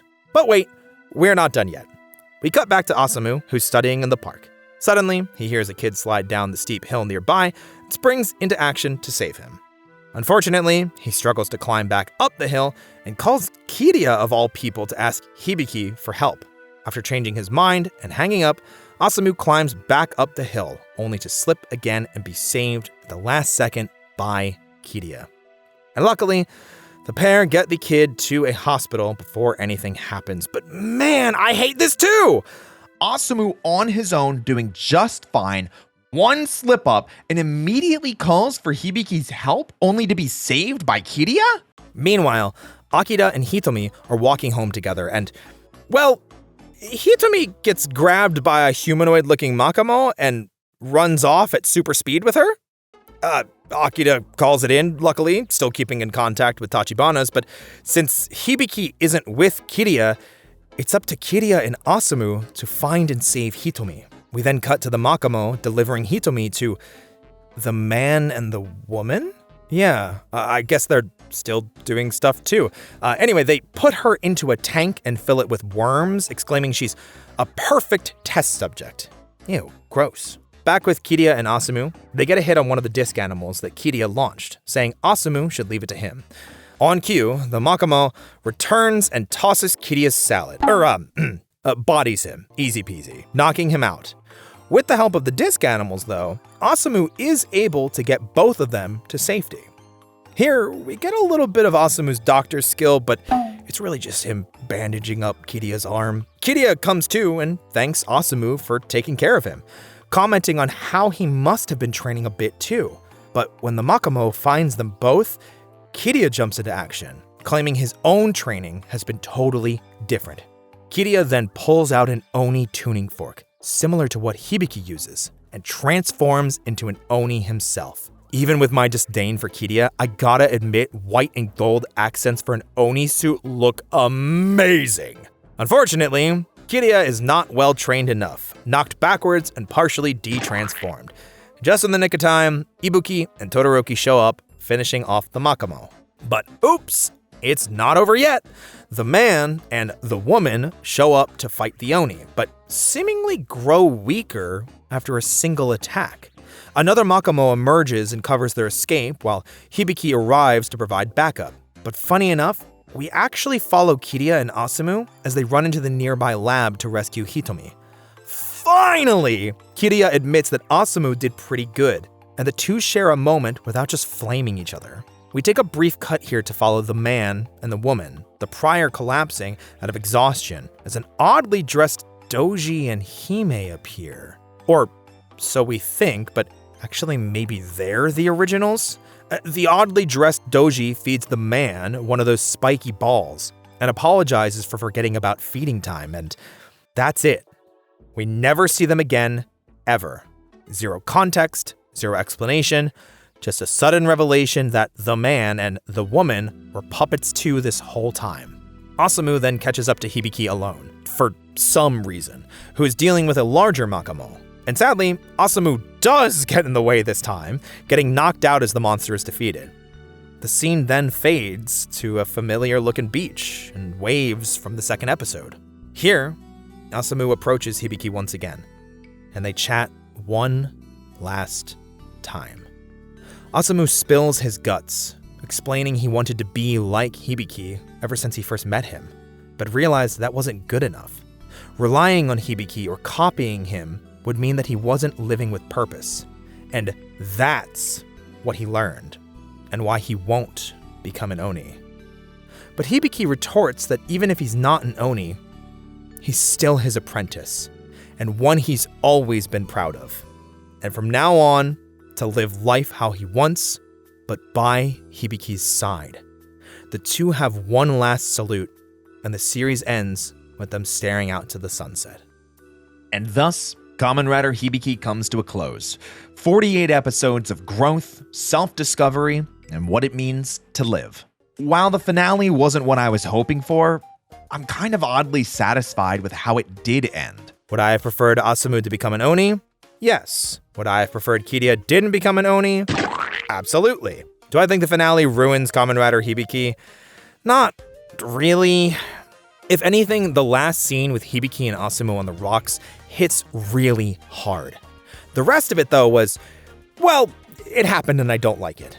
I feel like they cheated us out of the proper final battle. Kiria won in the end, and I hate that. And out of nowhere, that twist with the man and the woman does nothing but piss me off, since we'll never get answers about who they are. Hell, we still never found out what Orochi was, nor where the Makamo were coming from. And Asumu not becoming an Oni? Man, Hibiki's actor actually expressed that there were 6 different versions of the finale, and the one they went with was the only one where Asumu didn't become an Oni. Even Kiria's suit was apparently a kit bash of his and Asumu's in the end. It's infuriating, and despite my enjoyment of the literal final scene, I really think these last 2 episodes were rough and an unfortunate send-off to Kamen Rider Hibiki. This season as a whole has felt like a mess. Not even counting the writer changes, I really think Kamen Rider Hibiki was difficult to fall in love with right out the gate. The lack of series staples like them saying henshin, typical henshin devices, a rider kick style finisher, and even the suit designs make it harder for newcomers and series fans alike to approach. And even then, the story was presented in such a piecemeal fashion that never gave us a full picture. But despite all this, man, I can't help but enjoy it. Hibiki was so damn charismatic. Asumu was mostly fun to watch navigate life, and even side characters like Zanki stole the show. With the exception of a few standout characters, I think the majority of the cast is enjoyable. And a lot of the storytelling, especially in the first half, was top-notch. Hell, even some of the second half storytelling, like with Zanki dying but staying alive to make sure Todoroki recovered. Despite all the frustrations and all the flaws, there's something unmistakably enjoyable about Kamen Rider Hibiki. Is it my favorite season? No, that's Kamen Rider Kuga. Is it my least favorite? Definitely not. But I do leave this season with one burning curiosity still in my head. What could Kamen Rider Hibiki have been if there wasn't that massive staff change after episode 29? While we may never know the answer, I do know one thing. I've got plenty more seasons of Kamen Rider and Super Sentai to watch. So come join us next time as we dive into Bakuryu Sentai Aba Ranger. Until then, I've been Roy Chiato, and we'll see you real soon.